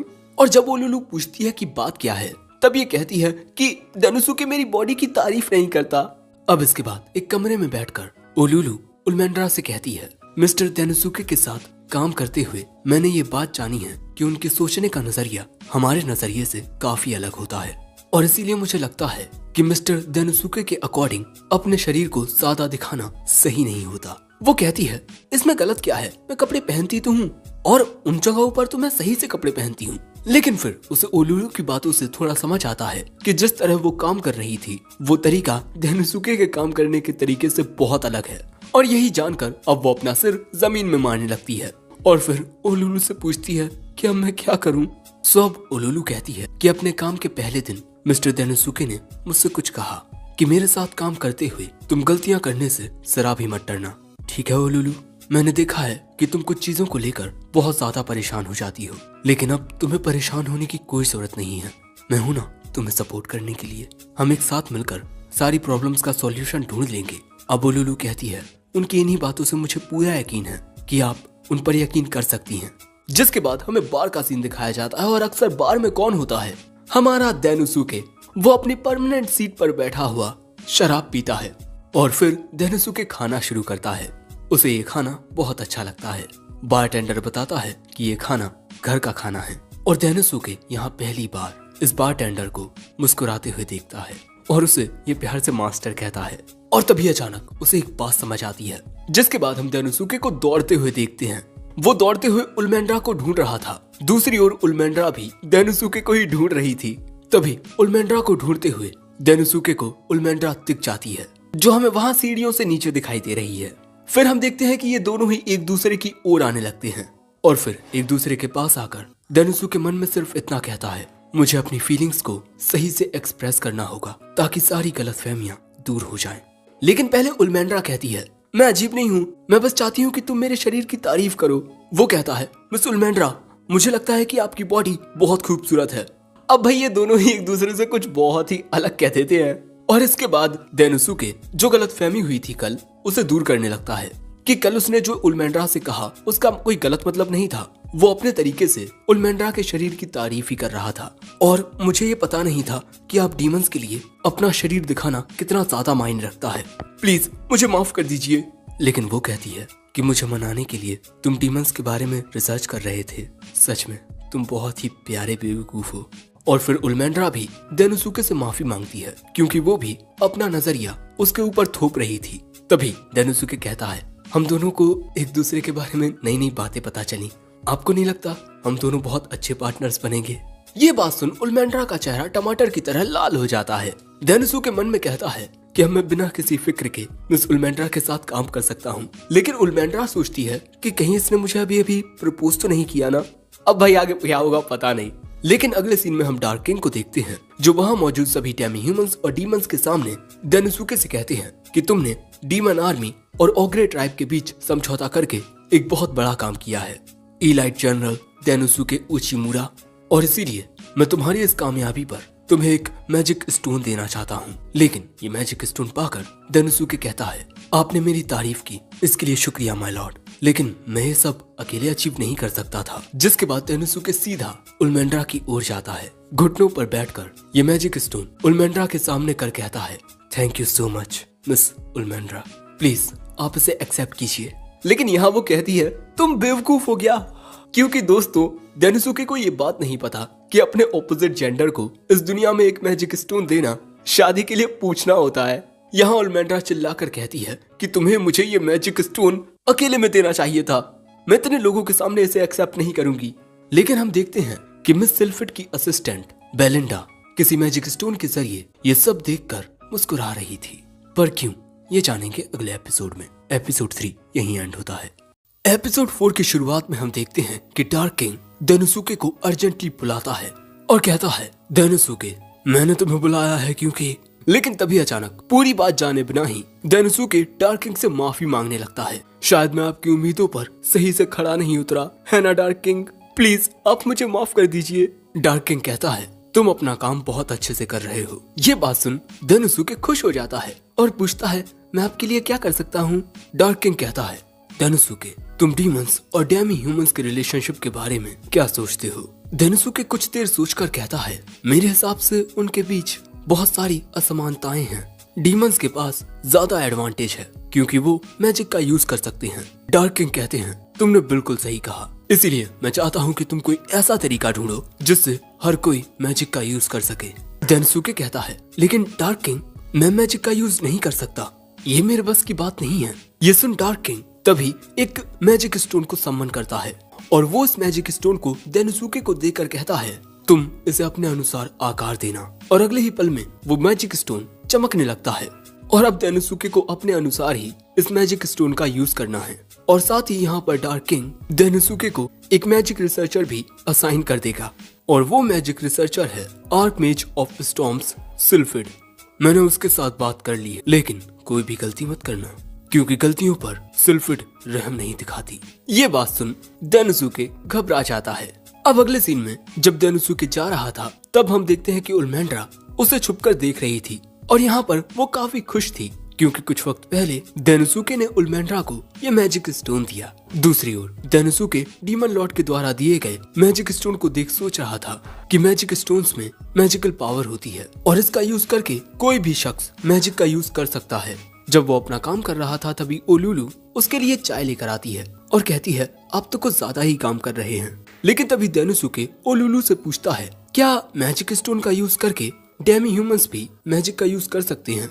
वो कहती है हाँ शायद, पर मैजिक का यूज करने के लिए स्किल्स की जरूरत होती है। जो जॉन डेनोसुके कहता है ओह तो मैजिक यूज करने की असली चाबी स्किल है। और फिर वो मन में कहता है मुझे इस दुनिया की मैजिकल पावर के बारे में और जानना होगा, जिसके लिए मुझे मिस्टर सिल्फिड से बात करनी होगी। जिसके बाद वो मिस्टर सिल्फिड से मिलने उनके कमरे के पास आकर दरवाजा खटखटाता है, लेकिन दरवाजा मिस्टर सिल्फिड की असिस्टेंट बेलिंडा खोलती है। लेकिन उसे पता नहीं होता कि डेनोसुके कौन है। डेनोसुके उसे बताता है कि वो 4 इलाइट जनरल्स में से एक है और वो यहाँ डीमन लॉर्ड के ऑर्डर पर आया है। लेकिन बेलिंडा बताती है कि मिस्टर सिल्फिड यहाँ पर नहीं है। डेनोसुके कहता है लेकिन डीमन लॉर्ड ने तो कहा था कि उन्होंने सारी बात कर ली है। लेकिन बेलिंडा कहती है मिस्टर सिल्फिड यहाँ नहीं है, अब आप यहाँ से जा सकते हैं और जब वो आएंगे तब मैं आपको बता दूंगी। लेकिन तभी डेनोसुके दरवाजा पकड़ के कहता है तब क्या मैं आपसे बात कर सकता हूँ मिस असिस्टेंट। वहीं छुपकर उलमेंड्रा ये सब देख रही थी। उसे लगता है कि डेनोसुके बेलिंडा को पटाने की कोशिश कर रहा है। अब यहाँ बेलिंडा कहती है मैं यहाँ बहुत ज्यादा बिजी हूँ मिस्टर डेनोसुके, इसीलिए मैं आपसे ज्यादा देर बात नहीं कर पाऊंगी। डेनोसुके कहता है मैं बस तुमसे एक बात कहना चाहता हूँ, तुम ही असल में मिस्टर सिल्फिड हो है ना। लेकिन वो कहती है मैंने तुम्हें बताया ना मैं उनकी असिस्टेंट हूँ। लेकिन डेनोसुके कहता है 3 वजह हैं जिनकी वजह से मुझे आप पर शक है। पहली कि आप चश्मा पहनते हो, किसी डीमन के लिए अपनी बॉडी को सुंदर दिखाना बहुत ज्यादा मायने रखता है। लेकिन आखिर आप ग्लासेस क्यों ही पहनोगी, आपकी नजरें तो कमजोर है नहीं, इसका मतलब ये नकली ग्लासेस हैं। और दूसरा आपका नाम, मैंने चेक किया है कि बेलिंडा ये नाम डीमन लॉर्ड की आर्मी के ऑर्गेनाइजेशनल चार्ट पर नहीं है। और फिर आखिरी रीजन, डीमन लॉर्ड ने मुझे बताया है कि सिल्फिड को ज्यादा काम करना पसंद नहीं, इसीलिए काम से बचने के लिए वो अक्सर अपना रूप बदलती रहती हैं। अब ये बात सुन बेलिंडा कहती है ठीक है मैं मानती हूँ कि मैं ही one of the 4 elite generals Sylphid हूँ। डेनोसुके पूछता है कि आप ये अजीब सा कॉस्ट्यूम पहनकर अपनी आइडेंटिटी क्यों छुपाती हैं। वो कहती है अगर लोगों को पता चल गया कि मैं कैसी दिखती हूँ तब वो मेरे ऊपर बहुत सारा काम थोपने लगेंगे और वो यहाँ डेनोसुके के साथ काम करने से भी मना कर देती है। डेनोसुके कहता है, लेकिन डीमन लॉर्ड ने तो आपसे बात कर ली थी ना। वो कहती है कि उसे कोई फर्क नहीं पड़ता, और वैसे भी वो एक ऐसी चीज क्यों बनाएगी जो पहले से ही बनी हुई है, क्योंकि तुमने मेरी रियल आइडेंटिटी को पहचान लिया है, इसीलिए मैं रिवॉर्ड के रूप में तुम्हें एक स्पेशल चीज बताती हूँ।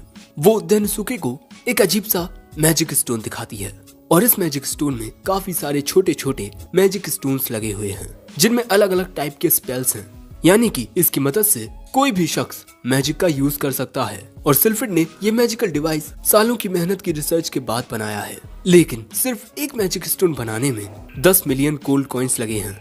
साथ ही हाई क्वालिटी ओर्स को ढूंढना भी बहुत मुश्किल होता है। अब अगर तुम ऐसे मैजिक स्टोन्स बनाना चाहते हो तब तुम्हें चाहिए होगा अनलिमिटेड बजट। देखो, ऐसे मैजिकल डिवाइसेस बनाना बहुत मुश्किल होता है, इसीलिए तुम्हें हार मान लेनी चाहिए। लेकिन उसकी बात सुन डेनोसुके कहता है, मिस सिल्फिड, इस मैजिक आइटम को बनाने के लिए काफी सारे मैजिक स्टोन्स की जरूरत पड़ती है ताकि इसको यूज करने वाला काफी सारे स्पेल्स का यूज कर सके, है ना? तो क्यों ना हम ऐसे मैजिकल आइटम बनाएं जिसमें सिर्फ एक मैजिक स्टोन लगा हो और उस मैजिक स्टोन को यूज करने वाला सिर्फ एक ही स्पेल का यूज कर पाएगा। कई बार हमें नए प्रोडक्ट बनाने के लिए उनमें नई चीजें ऐड नहीं करनी पड़ती, बल्कि पुरानी चीजों को ही हटाना पड़ता है। सिल्फिड भी समझती है कि कम मैजिक स्टोन्स का मतलब है कम बजट।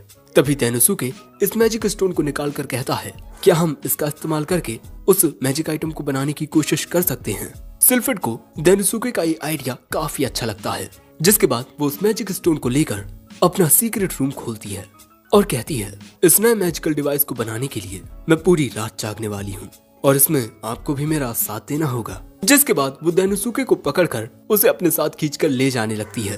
अब काफी देर गुजर जाने के बाद भी जब डेनोसुके बाहर नहीं निकलता तब उल्मेंड्रा को चिंता होने लगती है, इसीलिए वो दरवाजा खोलने की कोशिश करती है, लेकिन दरवाजे तो खुलते ही नहीं। अब सुबह हो जाती है और पूरी रात बेचारा डेनोसुके सिल्फिड की मदद करता रहा। पूरी रात की मेहनत के बाद सिल्फिड शायद उस मैजिक आइटम को बना लेती है और उसे रोजमेरिन नाम देती है। और क्योंकि इस मैजिक आइटम को बनाने में कम मैजिक स्टोन्स का यूज हुआ है, इसीलिए इसे बनाने का खर्चा भी कम आया है। अब बारी है इसे टेस्ट करने की और इसका टेस्ट सब्जेक्ट बनेगा डेनोसुके।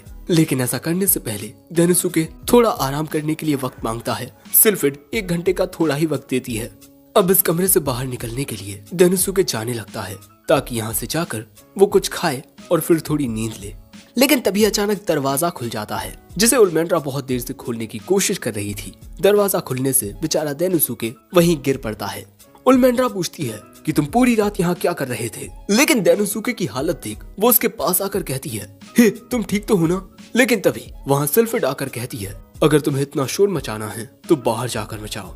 लेकिन उल्मेंड्रा पूछती है कि वो लड़की कहाँ गई? सिल्फिड कहती है, कौन लड़की? यहाँ पर सिर्फ मैं और डेनोसुके हैं। तभी यहाँ पर ये दोनों आती हैं और वो इन्हें बताती हैं कि एक इमरजेंसी आ गई है। कहीं से फुटप्रिंट बर्ड्स का एक झुंड आ गया है और उसने काफी सारे टाउन्स पर हमला कर दिया है। फिर हमें पता चलता है कि फुटप्रिंट बर्ड्स बहुत ही ज्यादा खतरनाक होती हैं, इसीलिए डीमन लॉर्ड ने उन्हें खत्म करने का आदेश दिया है। इसीलिए ये लड़की उल्मेंड्रा को यहाँ से ले जाने लगती है, क्योंकि यही लड़ने में सबसे ज्यादा ताकतवर है। उसके यहाँ से जाने के बाद सिल्फिड कहता है, अरे इस कॉस्ट्यूम में से आदमी की आवाज आ रही है, इसीलिए मुझे तो लगता है कि सभी को लगता है कि सिल्फिड एक आदमी है। वैसे तभी सिल्फिड कहता है, हमारे नए मैजिक आइटम को टेस्ट करने का ये काफी अच्छा मौका है। भैया यहाँ सिल्फिड के इरादे मुझे नेक नहीं लगते। जिसके बाद सिल्फिड और डेनोसुके एक जगह पर आते हैं। हाँ, इसी जगह पर ये लोग उस नए डिवाइस की टेस्टिंग करने वाले हैं। लेकिन तभी यहाँ कुछ बच्चों को देख डेनोसुके कहता है, बच्चों यहाँ से चले जाओ, यहाँ पर खतरा है। जिसके बाद हम देखते हैं कि सिल्फिड अपने मैजिक का यूज करके इस मैजिकल डिवाइस में फायर मैजिक सेट कर देती है और इसके बाद वो इसे डेनोसुके को ट्राई करने को कहती है। और अगर इसमें डेनोसुके फेल होता है तो ज्यादा कुछ नहीं होगा, बस उसका एक हाथ उड़ जाएगा। जिसके बाद हम देखते हैं कि डेनोसुके उस मैजिकल डिवाइस को सही से पकड़ता है, वो डिवाइस एक्टिवेट हो जाता है। यहाँ पर सिल्फिड डेनोसुके से कहती है कि उसे इस मैजिक डिवाइस को अपने शरीर का ही एक अंग समझना होगा और फिर इसमें मौजूद मैजिकल पावर को एक जगह इकट्ठा करना होगा। हम देखते हैं कि डेनोसुके ऐसा करने की कोशिश करता है और इससे उसके हाथ में एक फायर बॉल क्रिएट हो जाती है, यानी कि ये मैजिकल डिवाइस काम कर गया। लेकिन तभी इनकी ओर आने लगते हैं फुटप्रिंट बर्ड्स और इनकी तादाद बहुत ज्यादा होती है। सिल्फिड कहती है, चलो अब वक्त आ गया है, इस मैजिकल डिवाइस का यूज करो जिसके बाद तेनुसुके उस फायरबॉल से अटैक करता है जो एक बर्ड में जाकर लगता है और फिर वो एक साथ 3 फायरबॉल को शूट करता है जो फिक्स निशाने पर जाकर लगती हैं। अब यहाँ सब कुछ बहुत अच्छे से चल रहा था, लेकिन तभी अचानक मैजिक डिवाइस टूट जाता है और अगले ही पल में एक बर्ड तेनुसुके के सामने आ जाती है और उसे लगता है कि अब वो मरने वाला है। लेकिन तभी सिल्फिड अपने मैजिक का यूज करती है और ये सभी चिड़ियां दूर फेंक जाती हैं। तेनुसुके फिर से इस मैजिकल डिवाइस का यूज करने की कोशिश करता है, लेकिन इस बार कुछ नहीं होता और वो फुटप्रिंट बर्ड्स उसी की ओर आगे बढ़ रही थी। सिल्फिड फिर से अपने मैजिक का यूज करती है इन बर्ड्स को दूर करने के लिए और पूछती है कि तुम मैजिक का यूज क्यों नहीं कर रहे। तेनुसुके ये दिखाता है कि ओवरलोड की वजह से ये मैजिकल डिवाइस टूट चुका है, क्योंकि इसमें एक लो लेवल का मैजिक स्टोन था। लेकिन यहाँ इनकी ओर काफी सारी फुटप्रिंट बर्ड्स आ रही हैं। अब इनका ये एक्सपेरिमेंट फेल हो चुका है, लेकिन सिल्फिड को भी लग रहा था कि ये मैजिक डिवाइस काम कर जाएगा। अब इन्हें यहाँ से जाना पड़ता है और रात के वक्त हम देखते हैं कि तेनुसुके यहीं एक गांव में ठहरा हुआ है। तभी 2 बच्चे उसके लिए खाना लेकर आते हैं। वहाँ पर सिल्फिड भी थी और वो यहाँ पर खाना नहीं खाती। उसके पास मौजूद बच्ची ये कहकर जाने लगती है कि अगर तुम्हें भूख लगे तो मुझे बता देना। अब ये सब देख तेनुसुके कहता है, मुझे लगता था कि सभी डेमी ह्यूमंस फिजिकली स्ट्रांग होते हैं, लेकिन कुछ डेमी ह्यूमंस इन बच्चों की तरह भी होते हैं। सिल्फिड अपना मुखौटा उतार कहती है, हाँ ये छोटे और कमजोर होते हैं, लेकिन ये लोग हमेशा बहुत खुश रहते हैं। यानी कि दोस्तों ये बच्चे नहीं हैं, बल्कि ये ऐसे डेमी ह्यूमंस हैं जिनका साइज छोटा ही रहता है। और तभी अचानक सिल्फिड को अपना पास्ट याद आता है, जब उसने डिसाइड किया था कि वो मैजिक आइटम्स बनाएगी। वो एल्फ मर्चेंट्स के एक परिवार में पैदा हुई थी, लेकिन कुछ प्राइवेट पर्सनल रीजंस की वजह से सिल्फिड ने अपना घर छोड़ दिया और जब वो बिना खाना पानी के मरने ही वाली थी, तब कुछ डेमी ह्यूमंस ने उसकी मदद की। लेकिन वो खुद गरीबी में जी रहे थे और मैं उनकी मदद करना चाहती थी, इसीलिए मैंने मैजिक आइटम्स बनाना शुरू किया। लेकिन इसके बाद मैं अपने काम में इतना उलझ गई कि मैं ये तक भूल गई कि मैंने ये काम क्यों शुरू किया था। हे तेनुसुके, रिसर्चर्स का असली मकसद होता है कि वो अपनी रिसर्च से दूसरों की मदद कर सकें, और हमें भी यही करना होगा, क्योंकि फुटप्रिंट बर्ड्स का वो झुंड जल्द वापस लौटेगा। लेकिन सवाल अभी भी यही है कि हम उन्हें हराएंगे कैसे। अब ये बात सुन तेनुसुके फिर से खुद को बार में इमेजिन करता है। वहीं एक ऑफिस वर्कर के रूप में उल्मेंड्रा भी होती है, जो काम के बाद शराब पीकर अपनी थकान उतार रही थी, जिसके बाद वो खाना खाती है और इस खाने का स्वाद उसे बहुत ही अच्छा लगता है। तेनुसुके भी सोचने लगता है कि इस खाने में कितनी सारी खूबियां हैं और इसे उन नॉर्मल सी चीजों का यूज करके बनाया गया है जिसे किचन में अक्सर लोग फेंक देते हैं। और यही सोचकर वो प्रेजेंट में उठता है और सिल्फिड से कहता है, क्या आप 10 रोजमेरिन आइटम बना सकती हैं? वो कहती है कि तुम्हारे दिए गए मैजिक स्टोन की मदद से मैं उन्हें बना तो सकती हूँ, लेकिन उनमें कोई भी इम्प्रूवमेंट नहीं होगी। लेकिन तेनुसुके कहता है कि वो जैसे भी होंगे बहुत काम के होंगे, प्लीज आप उन्हें बनाइए। क्योंकि अब यहाँ पर तेनुसुके फिर से सीरियस हो चुका है। अब अगले दिन हम देखते हैं कि तेनुसुके अकेला खड़ा होता है और उसके सामने उन फुटप्रिंट बर्ड्स का झुंड आ रहा था। वैसे उसके बगल में सिल्फिड भी खड़ी हुई थी। ये बर्ड्स तेजी से इनकी ओर आ रही थीं। तभी तेनुसुके रोजमेरिन्स को एक्टिवेट करता है और हम देखते हैं कि तेनुसुके ने यहाँ अलग अलग जगहों पर इन रोजमेरिन्स को बिछा दिया था और अचानक ही ये बर्ड्स रुक जाती हैं, क्योंकि रोजमेरिन्स आइटम एक्टिवेट होने पर एक ऐसी आवाज निकालते हैं जो इन बर्ड्स को रास नहीं आती, और यही आवाज सुन ये बर्ड्स यहाँ से भाग जाती हैं। यहाँ पर तेनुसुके और सिल्फिड का प्लान कामयाब रहा।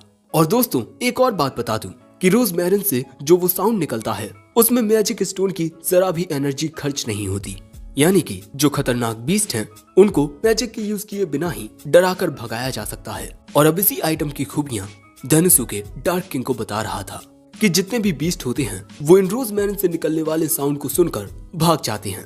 ये बात सुन डार्क किंग कहता है, मैं ये देखकर इम्प्रेस्ड हूँ कि तुमने इन मॉन्स्टर्स की दिक्कत को इतनी आसानी से सुलझा दिया। तुम दोनों से मैं बहुत खुश हुआ हूँ। और सिल्फिड, मैं चाहता हूँ कि तुम इन रोजमेरिन्स को बड़ी तादाद में बनाओ और उन्हें गांव वालों में दे दो। जिसके बाद हम अगली सुबह सिल्फिड को देखते हैं जो यहाँ अकेली खड़ी हुई थी।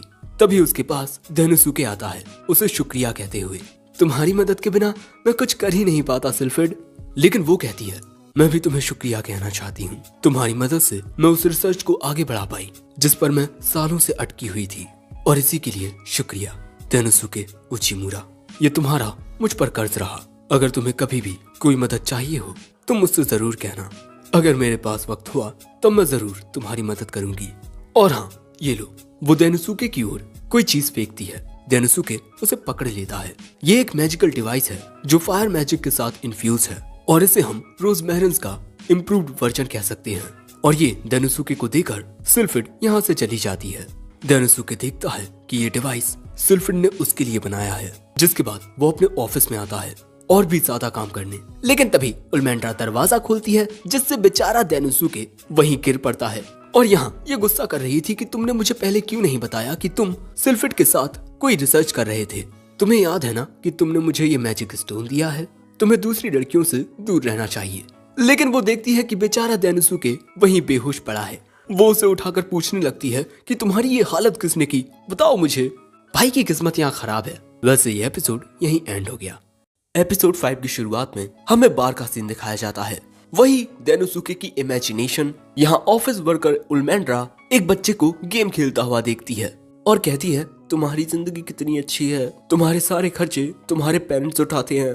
पर क्योंकि उस छोटे बच्चे की भूमिका में जीनोम थी, इसीलिए वो ऑफिस वर्कर उल्मेंड्रा से सही से बात नहीं करती, जो देख उसे गुस्सा आ जाता है। डेनोसुके को ये देख कुछ समझ ही नहीं आता। लेकिन फिर हमें पता चलता है कि ये स्टूडेंट जीनोम असल में एक माहिर ट्रेडर है।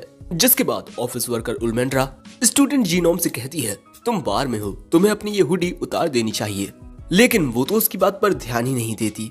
इसीलिए उल्मेंड्रा जबरदस्ती उसकी हुडी उतारने लगती है और वो उसे उतार भी देती है। और यही देख डेनोसुके सोचता है कि मुझे भी अपने काम करने का पुराना तरीका छोड़ना होगा। अब तक मैं डीमन लॉर्ड की आर्मी की उन्हीं प्रॉब्लम्स को सॉल्व कर रहा था, जिनके ऑर्डर्स मुझे डार्क किंग दे रहे थे। लेकिन अब मुझे हर एक उस प्रॉब्लम को सॉल्व करना है जिस पर भी मेरी नजर पड़ेगी, और अब मैं ऐसा करने के लिए तैयार हूँ। अगले सीन में हमें बाजार का सीन दिखाया जाता है और यहीं डेनोसुके उल्मेंड्रा के साथ आया हुआ था। डेनोसुके ने अपने साथ आने के लिए उल्मेंड्रा को इनवाइट किया था और यहाँ पर उल्मेंड्रा बहुत ही प्यारे कपड़े पहनकर आई है। और यही बात डेनोसुके भी उससे कहता है, जो सुन उल्मेंड्रा ब्लश करने लगती है। और अब हमें थोड़ा पहले का सीन दिखाया जाता है। उल्मेंड्रा ओलुलु को बताती है कि डेनोसुके ने उससे उसके साथ मार्केट चलने को कहा है और उसका मतलब ये लड़कियां डेट समझती हैं। लेकिन उल्मेंड्रा को ये समझ नहीं आ रहा था कि डेट पर उसे क्या पहनकर जाना चाहिए। क्या उसे ये पहनकर जाना चाहिए? इसे पहनकर वो अपने फिगर को ज्यादा दिखा पाएगी। लेकिन ओलुलु कहती है कि मिस्टर डेनोसुके को शायद से ये आउटफिट पसंद नहीं आएगा, क्योंकि वो एक इंसान है और शायद उन्हें डीमन के ये तौर तरीके कि अपना जिस्म ज्यादा दिखाने से आपकी पावर शो होती है, वो शायद उन्हें समझ ना आए। इसीलिए मुझे लगता है कि आपको कोई प्यारी सी ड्रेस पहननी चाहिए, ना कि ये। इसमें आपको देखकर मिस्टर डेनोसुके के तोते ही उड़ जाएंगे। और अब प्रेजेंट में ओलुलु की सलाह के लिए मन ही मन उल्मेंड्रा उसे शुक्रिया कह रही थी। लेकिन तभी डेनोसुके कहता है, तुम्हारी मदद से मैं ये रिसर्च अच्छे से कर पाऊंगा। दोस्तों, असल में डेनोसुके उल्मेंड्रा के साथ इस बाजार में एक रिसर्च करने आया है और बेचारी उल्मेंड्रा कुछ और ही सोच रही थी। जिसके बाद डेनोसुके तो आगे बढ़ने लगता है, लेकिन उल्मेंड्रा गुस्से की आग में चलने लगती है। फिर डेनोसुके उसे बताता है कि इस बाजार में वो इन्फॉर्मेशन को इकट्ठा करने आए हैं। दूसरों के ओपिनियंस जानकर हम इस बात को बेहतर तरीके से समझ सकते हैं कि लोगों को किस चीज की जरूरत है। वैसे इन्फॉर्मेशन इकट्ठा करने के साथ साथ हम इस बाजार में घूमेंगे भी, जो सुन उल्मेंड्रा मन में कहती है, लेकिन फिर भी ये एक डेट नहीं है। जिसके बाद डेनोसुके एक दुकान पर आता है और ये दुकानदार डेनोसुके को पहले से जानता है कि ये विदेश से आया हुआ डीमन किंग की आर्मी का नया इलाइट जनरल है। साथ ही वो ये भी बताता है कि उसने ये बात एक मर्चेंट से जानी है। अब ये सुन डेनोसुके को आइडिया आता है कि वो मर्चेंट्स के जरिए काफी इंफॉर्मेशन को इकट्ठा कर सकता है। लेकिन डेनोसुके के साथ उल्मेंड्रा को देख इस दुकानदार को लगता है कि कहीं ये दोनों यहाँ। सो उल्मेंड्रा कहती है कि कुछ भी गलत मत सोचना, हम बस यहाँ पर सर्वे करने आए हैं। जिसके बाद ये दुकानदार इन दोनों को अपना स्पेशल प्रोडक्ट दिखाता है, प्योर सोने से बने हुए बर्तन। और अगर ये खरीदना चाहें तब वो इन्हें इस कप के पेयर पर डिस्काउंट भी देगा, जो गर्लफ्रेंड और बॉयफ्रेंड के लिए बने हैं। ये सुनते ही डेनोसुके कहता है, मैं इन्हें खरीदूंगा, लेकिन बदले में मैं तुमसे कुछ पूछना चाहता हूँ। लेकिन उल्मेंड्रा सोचने लगती है कि ये कहीं इन कप्स को हमारे लिए तो नहीं खरीद रहा। जिसके बाद डेनोसुके उन्हें खरीद लेता है और कहता है, मैंने रिसर्च से रिलेटेड जानकारी भी ले ली है और ये सामान भी खरीद लिया है। बेचारी उल्मेंड्रा, इसे फिर से गलतफहमी हो गई। जिसके बाद हमें बाजार की कुछ और चीजें दिखाई जाती हैं और डेनुसुके हर एक चीज को अच्छे से नोट कर रहा था। एंड इसके बाद अपनी रिसर्च से उसे जो रिजल्ट्स मिले हैं वो उन्हें बताना शुरू करता है कि इनकी जो नेगोशिएशन की पॉलिसी है वो एक तरीके से तो बिल्कुल सही काम कर रही है, लेकिन इसमें एक नेगेटिव साइड भी है, खाने की समस्या। इनके यहाँ जो खाने की मेन फसल है उसके प्राइस बहुत तेजी से बढ़ते जा रहे हैं, जिसका सीधा असर लोगों की जिंदगी पर पड़ रहा है। जब उल्मेंड्रा भी इस फसल को डीमन किंग की आर्मी के लिए खरीदने के लिए चाहती है तब उसे भी ये फसल बहुत महंगी पड़ती है, लेकिन फसल बेचने वालों को देखकर भी नहीं लगता कि वो इससे प्रॉफिट कमा रहे हैं। जो जान डेनुसुके कहता है इस पूरी मार्केटिंग पॉलिसी में ही कोई बड़ी दिक्कत है। अब देखो, जो होलसेलर्स होते हैं वो किसानों से फसलों को कम कीमत पर खरीदते हैं, लेकिन वो उसी फसल को दुकानदारों को बहुत महंगे में देते हैं। इसीलिए ना चाहते हुए भी दुकानदारों को फसल की कीमत बढ़ानी पड़ती है ताकि कम से कम वो उतना तो कमा पाएं जितना उन्होंने लगाया है। जो जान उल्मेंड्रा कहती है तब हम होलसेलर्स के पास जाकर इस पूरी दिक्कत को सॉल्व कर सकते हैं, लेकिन डेनुसुके बताता है कि होलसेलर्स एक बहुत ही बड़ी कमर्शियल ऑर्गेनाइजेशन जिसे गिल्ड कहते हैं उसके द्वारा मैनेज किए जाते हैं। इसीलिए अगर हमने बिना सोचे समझे कोई भी कदम उठाया तो इससे हमें बड़ी दिक्कत हो सकती है। और इसके अलावा भी इस देश में काफी सारी दिक्कतें हैं। डीमंस और डेमी ह्यूमंस के बीच असमानताओं का होना भी एक बड़ी समस्या है, लेकिन सभी दिक्कतों को एक साथ हल नहीं किया जा सकता। एक बार में एक दिक्कत पर ध्यान देना होगा। और इसी के साथ इनकी आज की मार्केट रिसर्च खत्म होती है। तो अब आप क्या करना चाहेंगी मिस उल्मेंड्रा? क्योंकि अभी भी हमारे पास काफी वक्त है। उल्मेंड्रा को लगता है कि अब वो डेनुसुके के साथ अपनी डेट कर पाएगी, लेकिन तभी वहाँ मिस जीनोम आ जाती हैं। उसे देख डेनुसुके पूछता है, क्या आप यहाँ शॉपिंग करने आई हैं? लेकिन वो बताती है कि उसकी प्रजाति में आज के दिन एक रिवाज मनाया जाता है। इसमें जिन लोगों की आप परवाह करते हो आप उन्हें तोहफे देते हो, और यहाँ पर मिस जीनोम शायद इसी रिवाज के लिए तोहफे खरीदने आई हैं। लेकिन यहाँ जीनोम को देख उल्मेंड्रा को बहुत ज्यादा गुस्सा आ रहा था। लेकिन तभी यहाँ पर ये दो चूहे वाले डेमी ह्यूमन आते हैं जीनोम से मदद मांगने, जिसके बाद ये दोनों इन सभी को अपने स्टोर में लेकर आते हैं और फिर इन्हें बताते हैं कि पिछले कई सालों से ये दोनों हस्बैंड वाइफ अपने इस स्टोर में चीमोजू नाम का खाना बेचते आए हैं, लेकिन हर साल इनकी बिक्री कम होती जा रही थी और ये दोनों इसी बात से परेशान चल रहे थे कि तभी इनके पास एक मर्चेंट आया, एक काफी बड़ा मर्चेंट। उसका नाम बुटाकेलियन था। उसने कहा क्योंकि फसलों की कीमत बहुत ज्यादा बढ़ गई है तो क्यों ना इस चीमोजू से भी पैसे कमाए जाएं, क्योंकि ये चीमोजू सस्ता होता है। और उसने इन्हें एक बहुत बड़ा ऑर्डर दिया, लेकिन जैसे ही इनका ऑर्डर पूरा होने वाला था उसने ये डील करने से मना कर दिया, ये कहकर कि मुझे पता नहीं था कि चीमोजू को सिर्फ एक दिन तक ही रखा जा सकता है, एक दिन बाद वो खराब हो जाते हैं। और क्योंकि इन दोनों ने इस डील को पूरा करने के लिए अपने सारे बचे हुए पैसों को चीमोजू बनाने में लगा दिया और अब इनके पास एक फूटी कौड़ी भी नहीं बची। सो अब मिस जीनोम डेनुसुके से कहती हैं, मैंने सुना है कि तुम एक बहुत ही अच्छे नेगोशिएटर होने के साथ साथ बहुत अच्छा खाना भी बना लेते हो, तब क्या तुम इस मैटर के बारे में कुछ कर सकते हो? ये सुन डेनुसुके सबसे पहले इस चीमोजू को लेकर इसे टेस्ट करता है और फिर सीरियस होकर कहता है, मैं आपके स्टोर को बचा सकता हूँ। ये बात सुन ये अंकल आंटी खुशी के मारे रोने ही लगते हैं। डेनुसुके कहता है, आप सारा काम मुझ पर छोड़ दीजिए। मिस जीनोम वहाँ से ये कहकर जाने लगती हैं कि ठीक है, अब ये काम तुम संभालो। उल्मेंड्रा कहती है, चल भाग यहाँ से, हम सब संभाल लेंगे, छू छू। अगले सीन में डेनुसुके अंकल आंटी से इनका गोल क्लियर करने को कहता है, क्योंकि एक बिजनेस में आपका गोल ही सबसे ज्यादा मायने रखता है कि आप कितने वक्त में क्या अचीव करना चाहते हैं। आपके द्वारा बना ये इतना सारा चीमोजू जिसकी बिक्री करने में आपको आधा महीना लगता, वो एक दिन बाद खराब हो जाएगा। इसका मतलब हमें आज के दिन के एंड तक ये सारे चीमोजू बेचने होंगे। ये तीनों कहते हैं, हाँ हम इसे बेचेंगे। आगे डेनुसुके बताता है, आपके इस चीमोजू नाम के खाने का स्वाद जहाँ से मैं आया हूँ वहाँ के एक खाने से बिल्कुल मिलता जुलता है, और सच मानिए ये बहुत ही अच्छा है, लेकिन इसमें थोड़ी कमी है। लेकिन हम इसी बात का फायदा उठाएंगे। हम चीमोजू को अलग अलग डिशेस के साथ बेच सकते हैं, लेकिन अब सवाल आता है कि हम इसे बेचने के लिए किस रेसिपी का यूज करें। तभी ये दोनों बताते हैं कि इनका बना चीमोजू एक काफी पुराना खाना है और इनके रेगुलर कस्टमर्स बूढ़े लोग ही हैं, लेकिन अब उनके बीच भी चीमोजू की पॉपुलैरिटी गिरती जा रही है और नए बच्चे तो इस खाने के बारे में जानते तक नहीं। जो जान डेनुसुके कहता है, हमारे पास ज्यादा वक्त नहीं है, हमें काम को आपस में बांटना होगा। अंकल आंटी और मैं चीमोजू बेचने के नए तरीकों के बारे में सोचने लगते हैं और आप मिस उल्मेंड्रा इसमें लिस्टेड स्टोर्स में जाइए। और उनसे इसमें लिखी स्ट्रेटेजी के अनुसार मदद मांगी। जिसके बाद उल्मेंड्रा यहाँ से चली जाती है। वैसे हम देखते हैं कि बाजार में काफी खेल दिखाए जा रहे हैं, लेकिन तभी ढोल बजाते हुए दानुसुके आता है। देवियों और सज्जनों, मेरी बात सुनिए, आज रुया है, एक फेस्टिवल जिसे हम एक साथ एंजॉय करेंगे।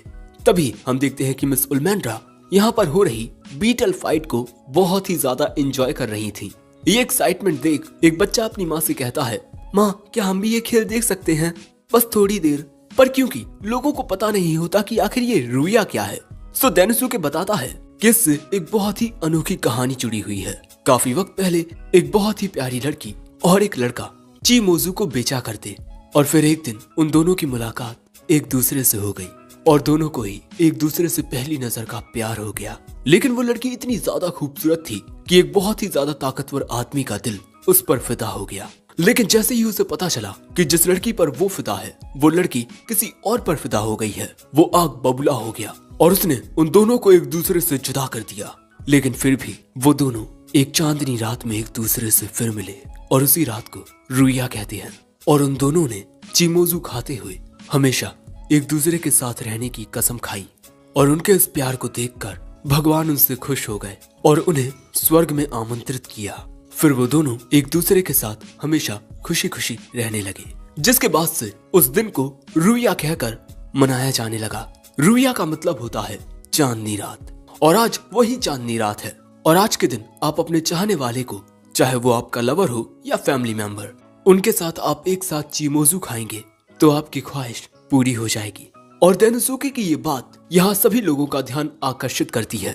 दोस्तों, मिस जीनोम के जाने से पहले दानुसुके ने उनसे इस रुया फेस्टिवल की हर एक डिटेल जान ली थी। फेस्टिवल के टाइम पर जब आप किसी चीज की मार्केटिंग करते हैं तब उसकी बिक्री बहुत ज्यादा होती है। तभी हम इन अंकल और आंटी को देखते हैं जो यहाँ पर काफी सारे रंग बिरंगे, ये हैं क्या, शायद इन्हीं में चिमोजू होगा। इसमें 7 रंग हैं। लोग कहते हैं कि क्यों ना हम हर एक रंग का एक एक डिब्बा ले लें। फिर इनकी बिक्री शुरू हो जाती है। दानुसुके बताता है कि इनके पास बैठने की सुविधा भी है, आप रिलैक्स होकर खाने का मजा ले सकते हैं। जिसके बाद हम देखते हैं कि वहाँ बैठकर लोग खाना शुरू कर देते हैं और यहाँ बहुत सारे यंग कस्टमर्स थे। और यहाँ दानुसुके ने जिस मार्केटिंग स्ट्रेटजी का यूज किया है, रीपोजिशनिंग, वक्त गुजरने के साथ जिन प्रोडक्ट्स की बिक्री कम हो जाती है तब हम उस प्रोडक्ट की ओर नए कस्टमर्स को आकर्षित करके उस प्रोडक्ट की बिक्री फिर से बढ़ा सकते हैं। और मिस उल्मेंड्रा, आपको हमारी मार्केट रिसर्च तो याद ही होगी। मार्केट में काफी सारे जवान लोग थे और जवान लोगों की एक खास बात होती है कि वो नए प्रोडक्ट्स को ट्राई करना चाहते हैं। इसीलिए दानुसुके ने चिमोजू और दूसरे स्टोर्स की रेसिपी को एक साथ मिलाकर एक नई रेसिपी बनाई जो कस्टमर्स को बहुत पसंद आ रही है। और अगर ऐसा ही चलता रहा तो रातों रात ये आइटम बहुत ज्यादा पॉपुलर हो जाएगा। यानी कि ये है चिमोजू नाम के एक नए खाने का सूरज की तरह उगना। और इसी बारे में सोचते हुए दानुसुके अजीब ढंग से हंसना शुरू कर देता है, जो देख उल्मेंड्रा उसे हिलाने लगती है कि अरे तुम्हें अचानक क्या हो गया। फिर दोस्तों ऐसे ही शाम हो जाती है और शाम होते होते अंकल आंटी के सारे चिमोजू बिक गए और इसीलिए ये दोनों दानुसुके को शुक्रिया कहते हैं। लेकिन दानुसुके कहता है वो सभी आपकी मेहनत से बिके हैं और उन्हें बेचने में मिस जीनोम का भी बहुत बड़ा हाथ रहा है। उल्मेंड्रा कहती है उसने तो हमारी जरा भी मदद नहीं की, वो तो यहाँ से चली गई थी ना। लेकिन दानुसुके बताता है कि वहाँ पर आए कुछ कस्टमर्स को मिस जीनोम ने भेजा था। वो शायद से बाजार के बाहर लोगों को चिमोजू के बारे में बता रही होगी।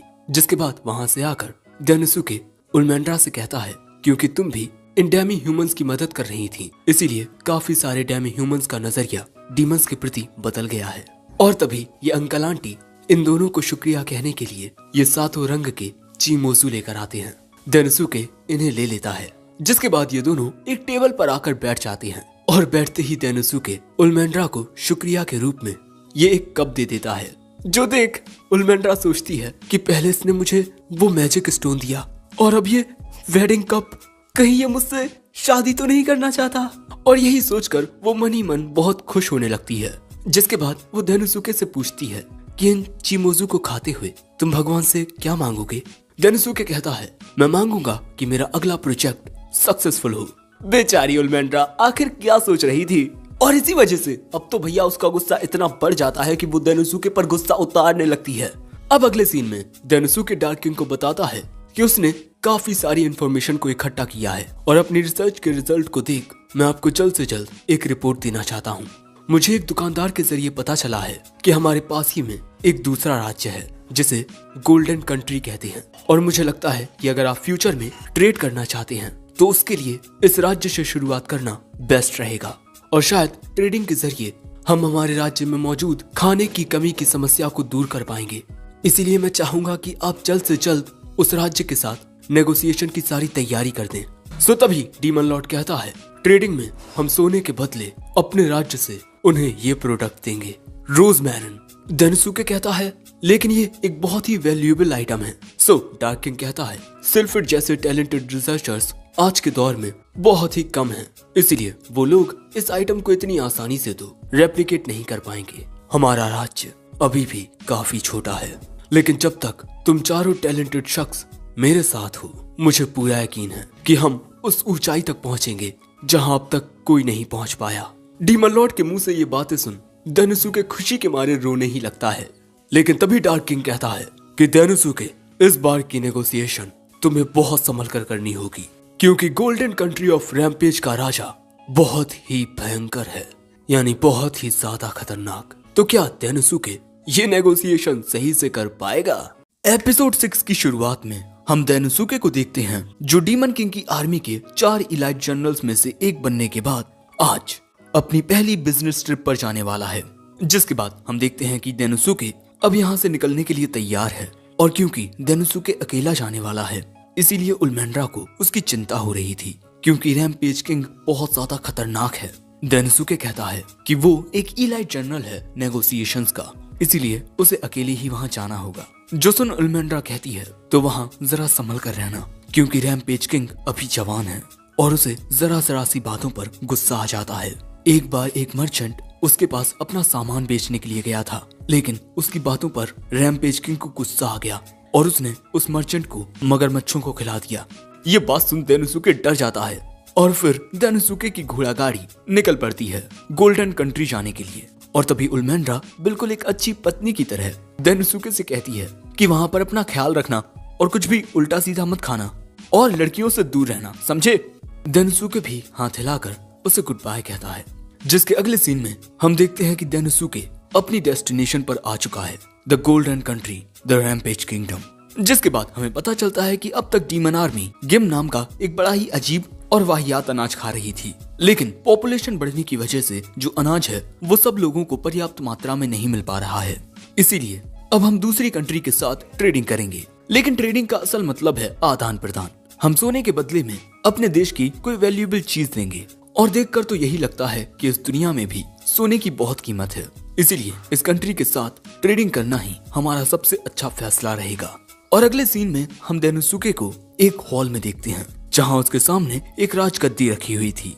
एक इलाइट जनरल होने की वजह से उसे आसानी से रैम्पेज किंग से मिलने की इजाजत मिल गई। लेकिन फिर डेनोसुके के सामने आता है रैम्पेज किंग, और वो आकर अपनी राजगद्दी पर बैठ जाता है। डेनोसुके बताना शुरू करता है, मैं डीमन किंग की आर्मी का नया जनरल हूँ, मेरा नाम। पर तभी रैम्पेज किंग कहता है, तुम्हारा नाम डेनोसुके उचिमुरा है ना? और कुछ महीने पहले ही तुम एक इलाइट जनरल बने हो, लेकिन एक इलाइट जनरल बनने के बाद तुमने बहुत ही माहिरता से अपने आसपास की ट्राइब्स को अपने साथ जोड़ लिया है।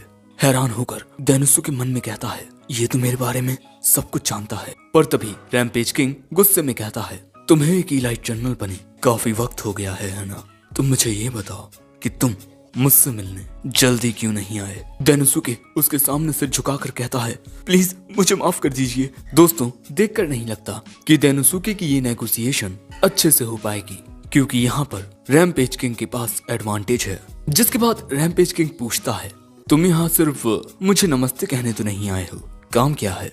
डेनोसुके कहता है, मैं आपके लिए कुछ तोहफे लाया हूँ, हमारे यहाँ की सबसे बेहतरीन चांदी से बने हुए बर्तन।